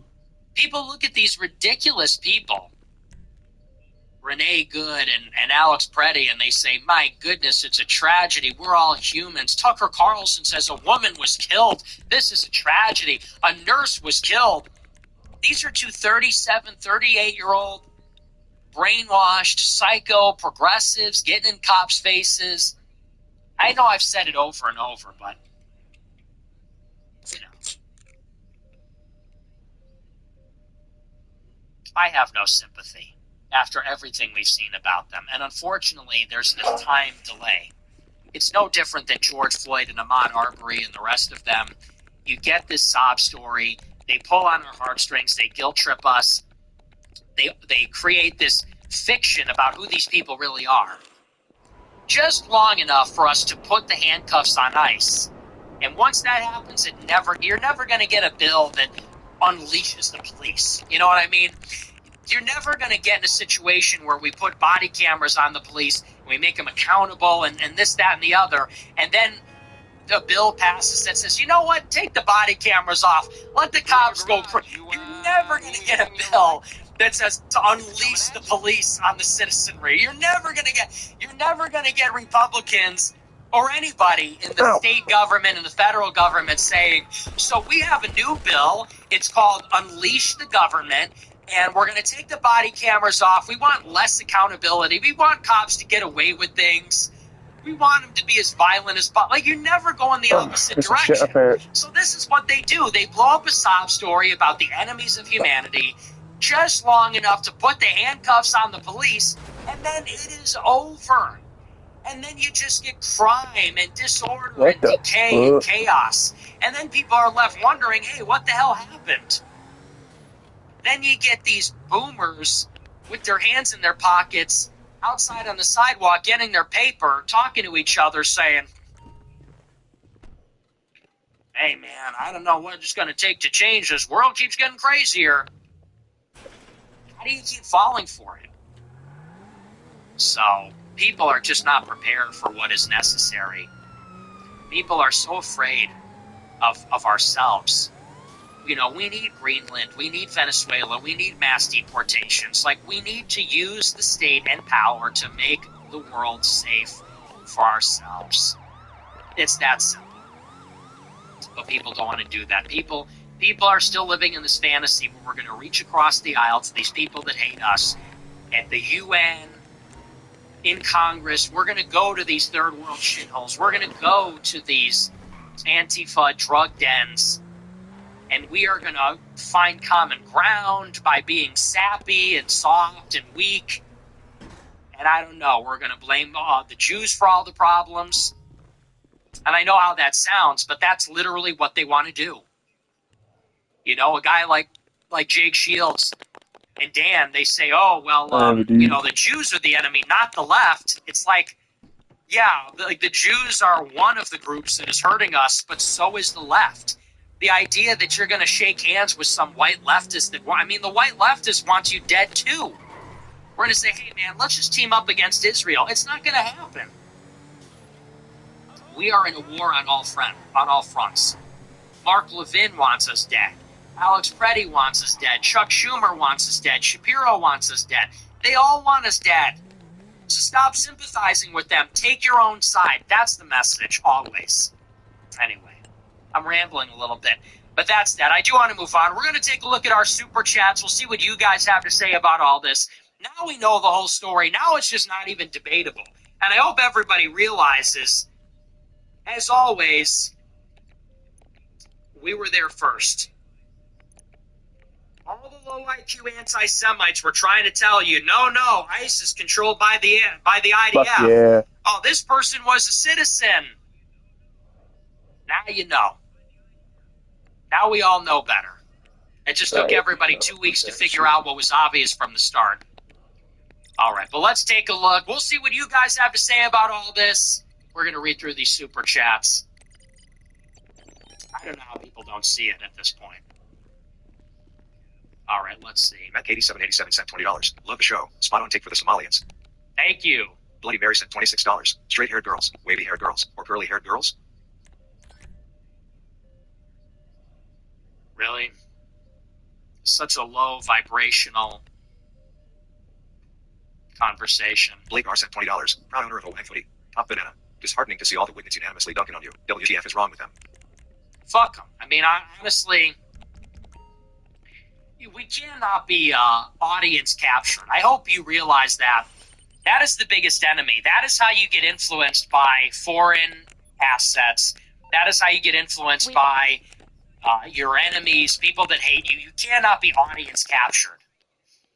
You know, I don't need to plead with people on the internet. Oh, please, no, I didn't mean that. Well, here's why you need to like me. You know, like me, don't like me. I really don't care. Watch the show. Listen to the arguments. If you don't get it, that's your problem.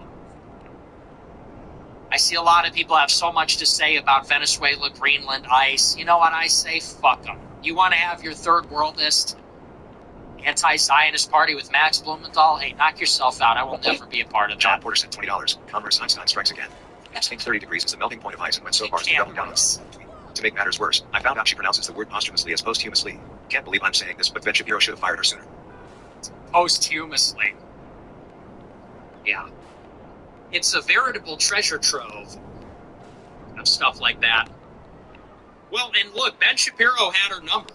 What did Shapiro say about her in 2022? He was caught on a hot mic at some party. He said, Candace Owens is a faux sophisticate. Oh.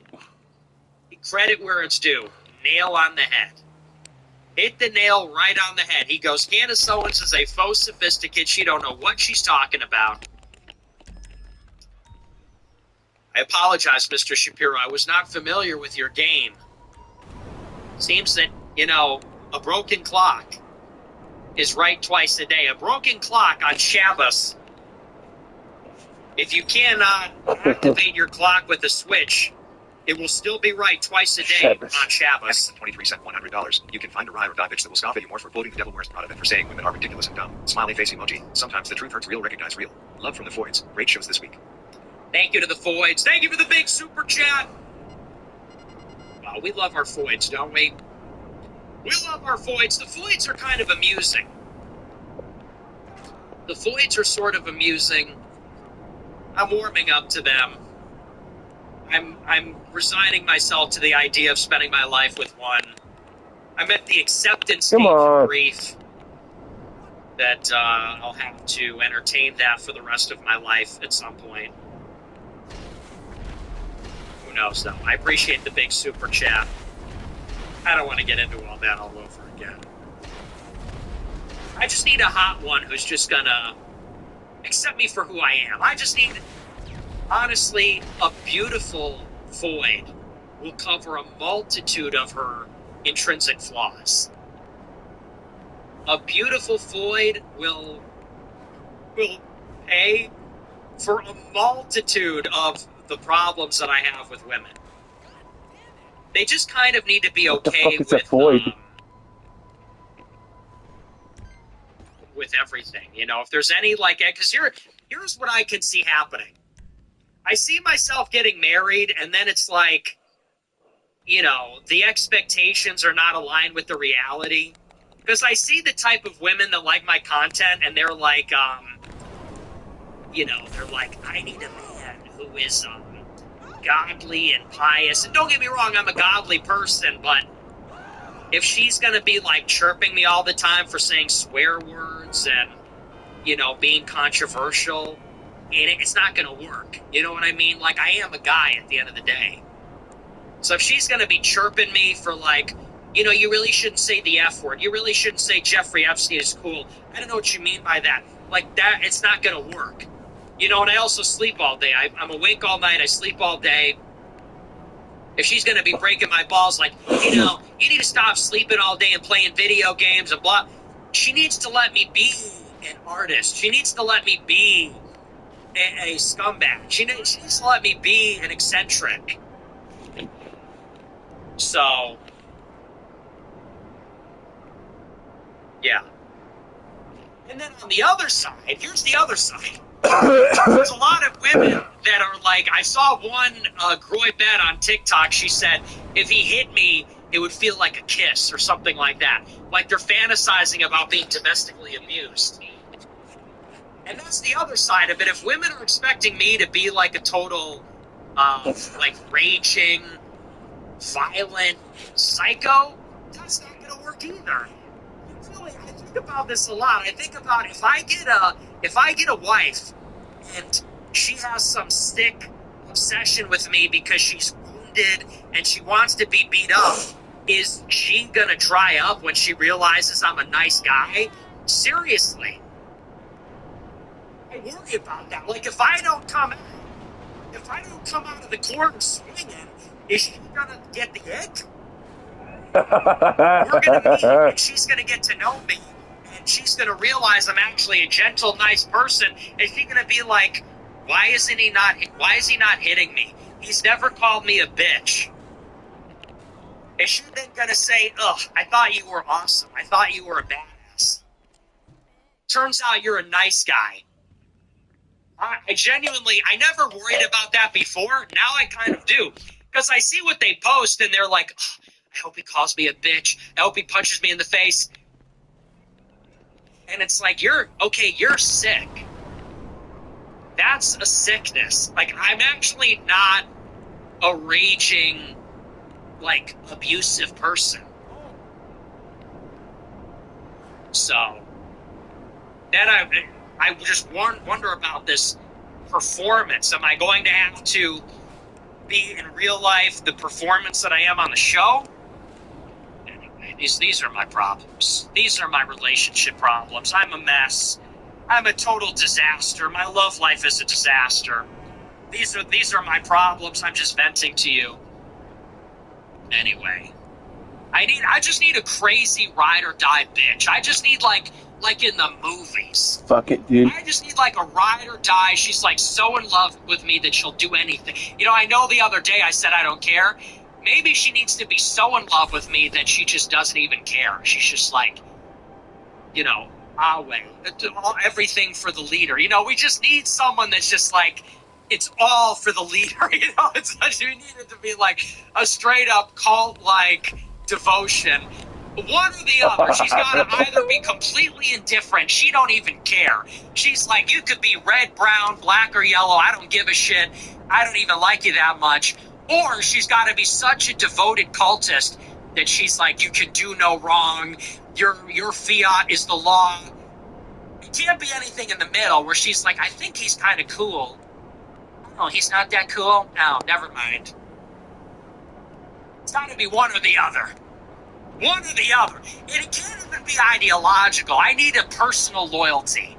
It can't be a woman who's like, I need like a man's man who's not a soy boy liberal. I need a blue collar, Christian, wholesome chungus. It's like, because I'm not that guy, Like, if she's expecting me to be a fucking chud, that's just not me, So, I don't know what we're gonna do. We just need one of them to just fall right out of the sky. Fall right out of the sky. We did Magic Conch. Magic Conch. Can I have something to eat? Oh, Magic Conch. Can I have something to eat? Can I have something to eat? Can I have something to eat? You think that if you keep talking to a Magic Conch, that a beautiful mid is going to fall right out of the sky. Fall right out of the sky. That's what we need, though. That's what we need. That's like my life. My whole life is like pulling the string. Can I have something to eat? Can I have something to eat? Can I eat box? That's a joke. I will never eat box. I'm not a Jewish man. I'm not a Jewish beta male. I will never eat the box. I will not live. What is the thing? I will not live in a box. I will not eat the box. Lily Gas sent $50. Thanks for holding the line. God, my That's disgusting. Mothers and their children are watching this. That is disgusting. Lily Gas sent $50. Thanks for holding the line.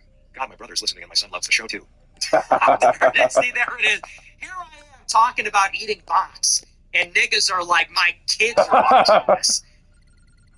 I'm sorry, I have no filter. I'm a real rough around the edges kind of guy. Anyway, thank you, Lily. Hey, Lily, what up? I appreciate the super chat. W brothers, W son. We love the kiddos. W. Well, hey, pause. Don't clip that. He said Epstein is base. Then he said he loves the kiddos. What did he mean by Yikes. that? I don't know what I said. I appreciate it, W. Oh shit, that's bad, dude. There is no genocide. Why would you send thousands of tons of aid into a country you would like to ethnically cleanse? Furthermore, 70% of the buildings have been destroyed in Gaza. If they were trying to cleanse the area more, the number of deaths, 1.4 million, not 70K. This is just Hasbara. These are just Jewish talking points. Jewish talking points, opinion discarded. You are Jewish. You guards, seize her. PID Broker sent $20. Not sure if you know this, but it was Steve Bannon and Paul Donahue who went to Trump Tower in 2015 to convince Trump to run and laid out the right-wing populist platform that he ran on. This just shows Trump has no real ideology. But Bannon has this in his bones. Yeah, well, and Bannon founded Breitbart. So, Bannon, listen, I was never his biggest fan for many years, but he's really been on the money lately. Chaser sent $20. What's your thoughts on Florida's Israeli license plate and Georgia's America First license plate? Not familiar with that one. Pretty Fly White Guy sent $20. Your best content is on feminism. Really? A lot of people say that's my worst content. Dr. Sexy Vegan sent $20. Really, what is it with all the random larping as Nazis? Can we dress like Mirror and Matrix instead? That's a lot cooler. Like Sneeko? Dress like John Wick? I don't know. People should just dress normal, I think. Yeah, the Nazi thing's crazy. Andrew Tyler 93 sent $20. Here's a go figure story. Eric Martindale, RN of Florida, said on Facebook, I will not use anesthesia for surgeries for Trump supporters. After being doxxed to the hospital, he claims he was hacked. Smiley face emoji. Yeah, another nurse. Right, another one of our fellow citizens that's just a nurse trying to exercise his rights. Jeremy Wallace sent $20. I'm so sick of these veteran gun experts polluting the internet. So I graduated D258 in 2010, firing a total of 43 rounds through an M4. If a vet says they're a weapons expert, they're lying. Both 10 to 11. Well, I don't even know what any of that means. I'm not a gun guy, okay? People bring up the gun talk. It's like talking about cars. I don't have any technical. I graduated Inc. 258 in 2010. Okay, bro. You got me. I don't even know what any of that means. But thank you. 9.20 cents and $20. On the subject of Candace's illiteracy, I had a black biology teacher in high school who pronounced ostrich's ostrich and population as population. Population? They're funny. They're a funny bunch. You know, these niggas are kind of funny. I think I kind of like them. Niggas are funny. They just be saying stuff like that. Dr. Sexy Vegan sent $40. Donald Trump Jr. having his propaganda team whip up a CGI video to twist the narrative on the Alex Brady story is crazy. I didn't see that one, but who Mango cares? 777X sent $20. I go to high school and my school is doing an anti-ICE walkout. My friends and I were saying it was stupid and our lib teacher said people were going to start having consequences for their opinion. WTF. I told you, man, it's woke is back. Dark woke is back. Revenge of the blue pill. Everyone is being blue pilled all over again, and it sucks. I lived through the first blue pill. It was terrible. So, yeah, that's, you're in high school? That's crazy. Well, I don't know, man. All I would say is be very careful what you say. Be very careful what you say because you have a digital footprint. Okay? So don't be posting stuff on your private story. Don't be posting on your close friends or whatever and thinking you're getting away with it.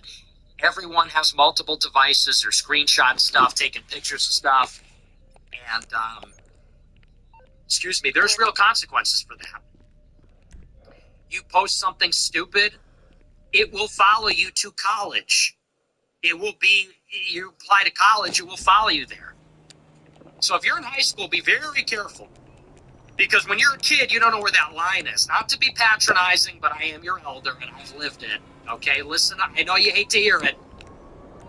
I was your age once. Listen up, son. Listen up, sonny boy. I was your age once. I've been on this planet a lot longer than you have. I've been on this planet a quarter of a century and more. I was your age. I've been around the block. I've lived a long life, and I used to hear this from my elders, and now you're going to hear it from me. At your age, you don't know where the line is. Listen up. You don't know where that line is, and so it's very easy when you're a kid to say something you think is a joke, it's stupid, whatever, and it can have severe consequences. You make a joke about violence, about something that's racist, it's about a shooting. You're going to have the cops at your door. It'll follow you to college. It'll be a life-changing mistake. So just be careful what you say. And you might not even think anything of it. You think you'll post it on your close friends. You delete it in 50 minutes. It doesn't matter. Be very careful. Be very careful because your teacher's right. And it's not fair. It's not right that that's happening, but it's true. You got to be careful. Don't let them get you down. Don't let them win the battle for your soul. But outwardly, you got to be aware of the environment that you're in. So good luck to you. Good luck to you, young man. Good luck to you, Sonny. I feel for these kids. I don't know how they're growing up these days. We really were the last gasp of millennial optimism. I think about Young the Giant. I fondly remember Young the Giant and of Monsters and Men and Imagine Dragons. We were the last gasp of all of that. What were some of the other groups? Passion Pit, and that's not really millennial optimism. That's not like Stomp Clap. Edward Sharpe and the Magnetic Zeros. We were the last gasp, not like early 2010s. And after Trump, every generation says that, but I really believe that everything changed after Trump. I believe that a case could be made that you had normalcy in the 70s, 80s, 90s, 2000s. And then after Trump, everything went insane. Because then it was the Women's March, the pandemic, BLM. Everything just went totally nuts. And if you're a kid, you're just a victim. AI? What the fuck? If you're going to high school, maybe it was like a little bit after me. If you graduated high school anytime after 2020, you are a victim. If you were in high school for the pandemic, the vaccine, George Floyd, even ChatGPT, all this stuff, it's like, this is really Brave New World. It's just different for you guys. Arguably, you could have said that about social media, but even then, it was not as transformative as the things that are happening now. So I feel for you. It's freaky. Freaky world. Condom Model said $20. The Epstein take is so straightforward. Any seething riflords are beyond henpecked and raped. 16 to 17-year-olds are fertile and sexy as fuck. Our ancestors knew this. W. Epstein. That is disgusting. You know, the haters will never clip this. Why do they never show these clips? That is disgusting. That is absolutely disgusting and gross. She was 17 years old in 9 months, you sick bastard. A literal child. A literal child. I don't want to ever hear that again. You're on notice officially. They'll never show that. Broken him in the hospital. W. His wife in the Daily Mail talking about how he's not worth the burden. If he hadn't betrayed his country for curry, it could almost make you feel bad. Yeah, very sad. Poor little guy. Lando 48 sent $20. Ninjas. What up, ninjas? Roy sent $100. Rent is due, baby boy. To who? I'm the landlord. Thank you for the big super chat. W landlord. Thanks very much. Sent $20. What did you get on Act? I got a 33. Nothing worse than when PPL say they're just bad gamers. Just say you don't have the ability to learn and recall information. Love the show, Nick. God bless you. I got a 34. So not perfect. Yeah, I guess I'm not officially a genius. But that was a pretty good score. Ray Duke 27 sent $20. Siggers are 13% of the gun owner population and commit 50% of the gay protest crimes. Very good. Play.minigartha.net sent $20. I am a first-generation American. My parents are migrants and I know their green card is expiring soon. Should I let it expire and turn them in? I am willing to show my loyalty to America by any means. No, you gotta be loyal to your parents. Taking your own side means that I have to call for your parents to be deported. You have to live with the contradiction and want to keep them here and deport everybody else. You gotta take your own side. Blood is thicker than water. You gotta be with your parents. Is there something wrong with Entropy? I don't literally have a single super chat from Entropy tonight. I wonder if there's an issue. All my super chats from tonight are from Rumble. I don't know if there's, there must be some issue. If you sent in an Entropy super chat, I'll try to get to it tomorrow. Something is clearly wrong because every single super chat from tonight is from Rumble. There's not one from Entropy. I'll refresh it. I'll see if that helps. But looks like we got a technical glitch. D5 sent $20. Lord of the Rings or Harry Potter? Neither. If I had to pick one, Lord of the Rings, but neither. I never read a Harry Potter book. I've never seen a Harry Potter movie. I think that is the dumbest, gayest, what do you call that, franchise? It is the gayest franchise that exists. It is stupid. If you're into that, I don't respect you. The wizarding world, we're wizards. You know, Tim Pool was talking about that. I was like, okay, if you say so. He was talking about mudbloods and stuff. I'm like, brother, I really hate Harry Potter. Lord of the Rings is like, I respect Lord of the Rings. It's not for me. I don't like the fantasy stuff. I don't like wizards and shit like that. I don't like goblins and wizards and trolls. I like sci-fi. I like historical stuff. I like war. I would even prefer, like, medieval stuff over fantasy. The only exception being Game of Thrones, the obviously superior franchise. Obviously superior by leagues, by leaps and bounds. And I think the books are better, and I think that George R. Martin is better than Tolkien. I think he's more based. I think he's more based than Tolkien. I don't know. I just think Tolkien is dumb. I just think that Lord of the Rings is dumb and boring, and I think, you know what I like about Game of Thrones? It's awesome. I like that it's awesome and exciting, and I like that it's morally gray and realistic. And, yeah, and I like Game of Thrones. Objectively better. And, you know, and that's just true. Broken Roy, $60. Got my quarter zip on the way and I can already feel my relaxing. Investigative blackmail. Fucking titties. Very excited to see where we are a year from now as a movement. America first. USA emoji. Hell yeah. Well, I hope you like your quarter zip. Pat David said $100. Roy Burgers and Gronuts. Double bacon cheeseburgers with Roy Buns. Roy Nuts. Roy Donuts. Have Kai Trump advertise it. Better yet, marry Kai, retire, and live off of her golf earnings. Thank you for the big super chat. I can't even pretend that was funny. Going back 69 sent $100. Hey Nick, can you send me the Telegram group link? Sent $100 for it. P.S. Bro, back to your PLS. Doesn't work that way. You got to subscribe on the website. And if you subscribe on the website, it tells you how to set it up. So, nice try. I appreciate it, though. Yogi 1 sent $20. 0 degrees Celsius is when water freezes. France uses metric system. Candace is an undercover faggist confirmed. I don't know, but I know now. It's 3 glasses, please. Dude. Candace Owens thinks the freezing point of water is 0. 3 glasses, please. She's a Brit. She's an undercover British operative. She is a British fucking spy. Wait a second, dude. Candace isn't dumb. She doesn't think that 0 degrees Fahrenheit is the freezing temperature. She forgot that we're in America and we have Fahrenheit and not Celsius, dude. 3 glasses, she said. Wow. That's actually W. Judar. Your Judar is finely tuned.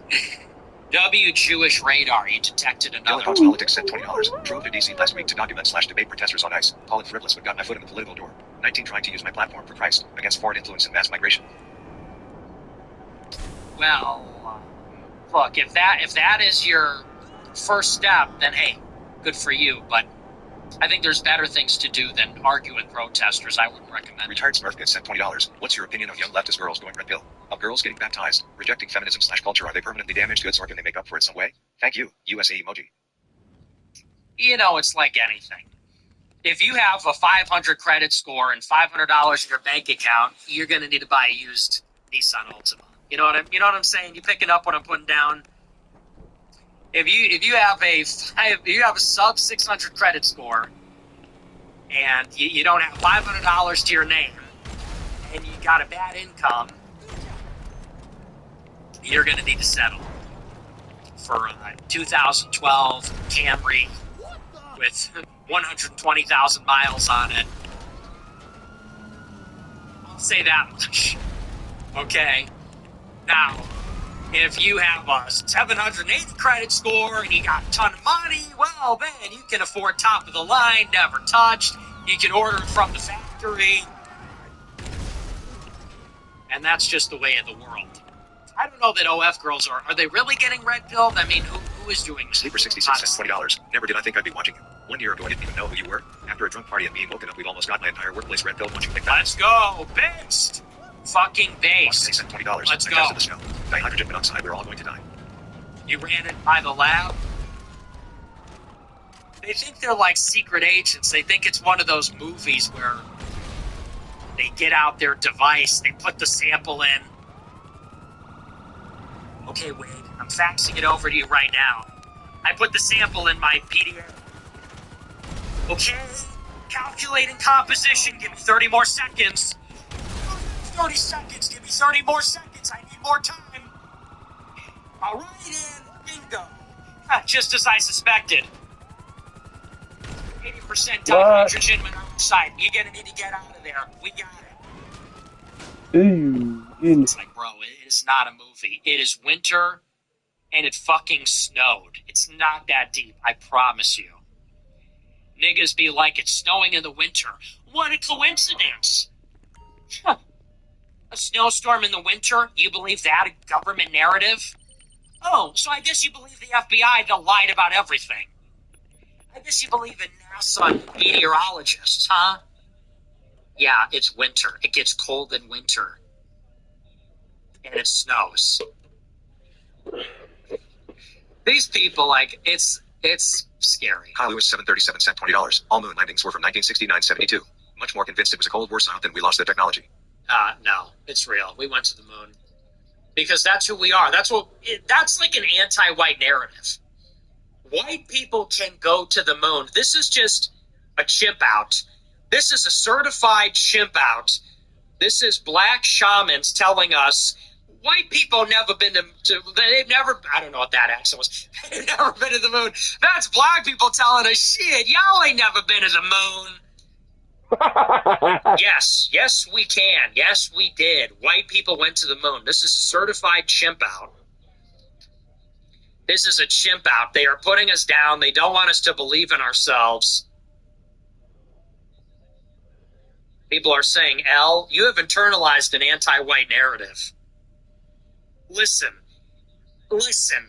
If they can believe that they built the pyramids, then we can believe that we went to the moon. That's real. And this shit is real. If they can say we was kings and we built the pyramids and we invented math and we was Shakespeare, then we can say we went to the moon. I choose to believe, I want to believe that we went to the moon because that's who we are. That's what we do. Could you imagine if in the 16th century you had people in some village in Italy? We've received word. We've discovered new lands to the west. There's a new world. We're looking for trade routes and we discovered a new world. And people said, that's not real. We never went to the new world. There is no new world. The earth is flat. There is Europe and Asia and that's it. Imagine.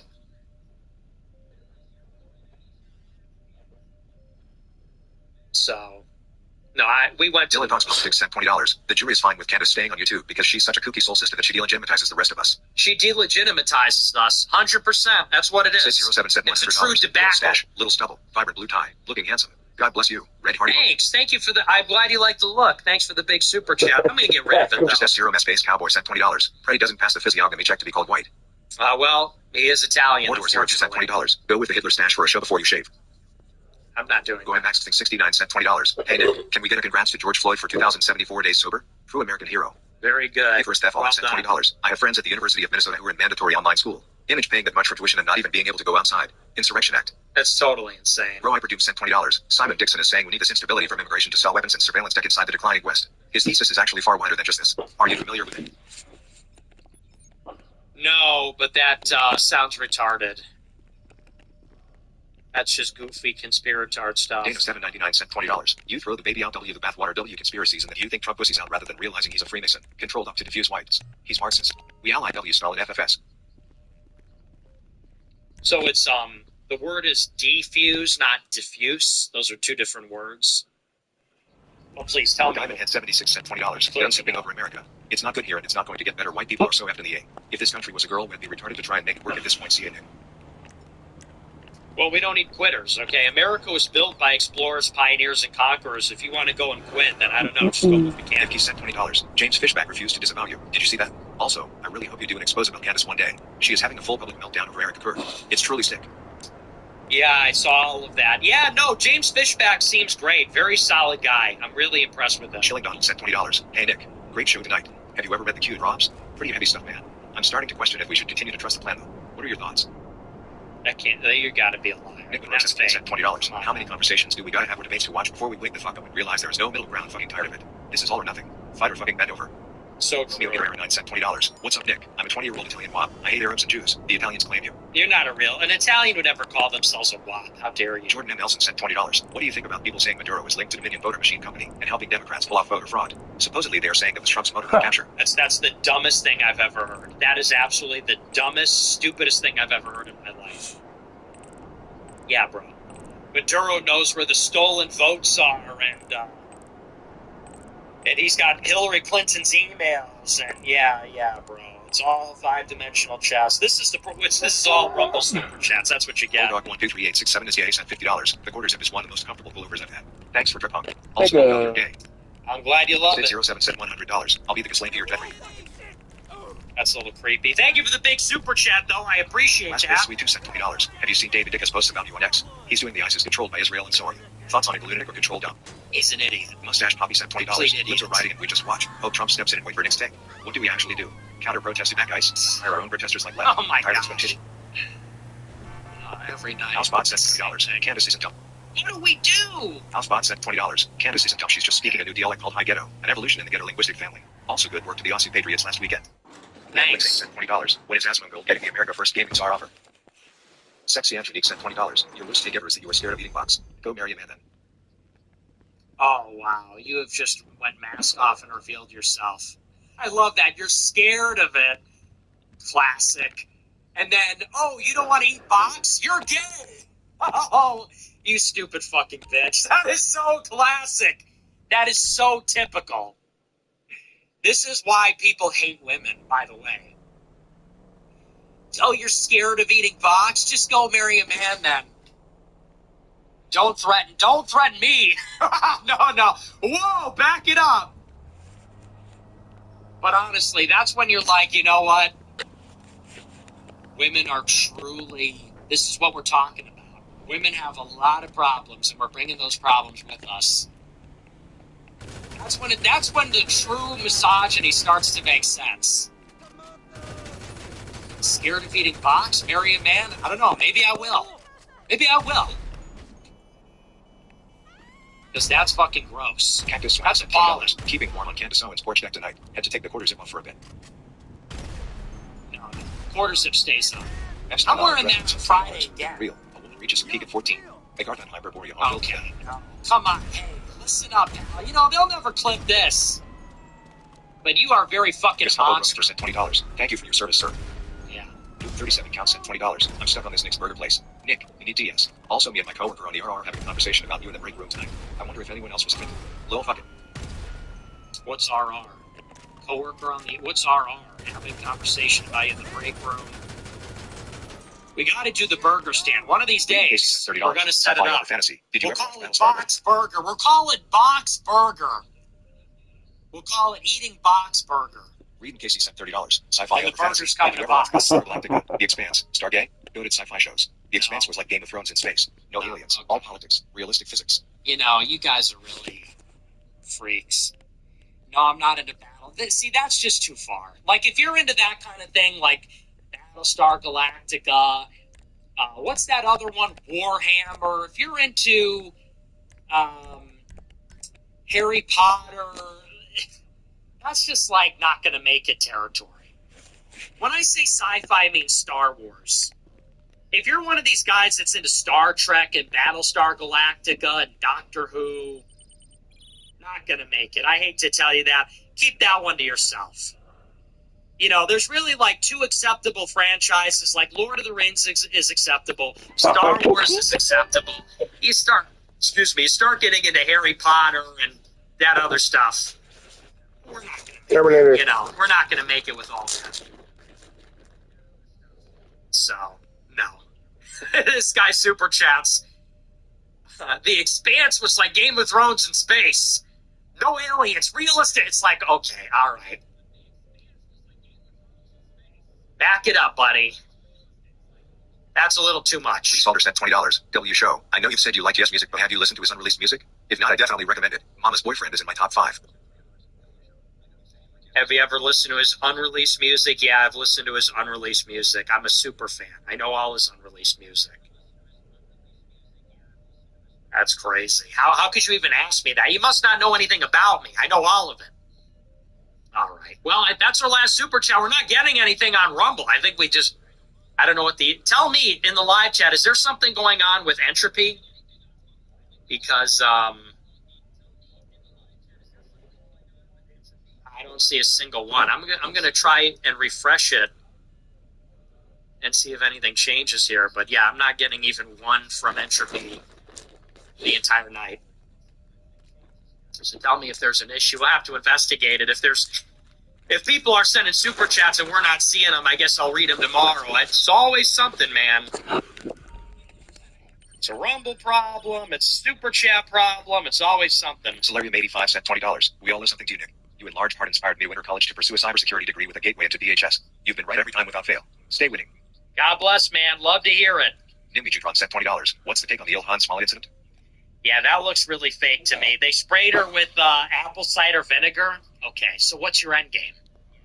He runs up with a syringe of apple cider vinegar. Why? So that seems fake. Why would a guy risk like a federal charge for assaulting a congresswoman to troll her by spraying apple cider vinegar on her blouse? It doesn't even make sense. So, yeah, that seems fake to Barbecue me. Rit 777 sent $20. Have you looked into Fishback's connection to Bill Ackman? Dude loves him. Was also brought into Doge through VBAC. Bitch.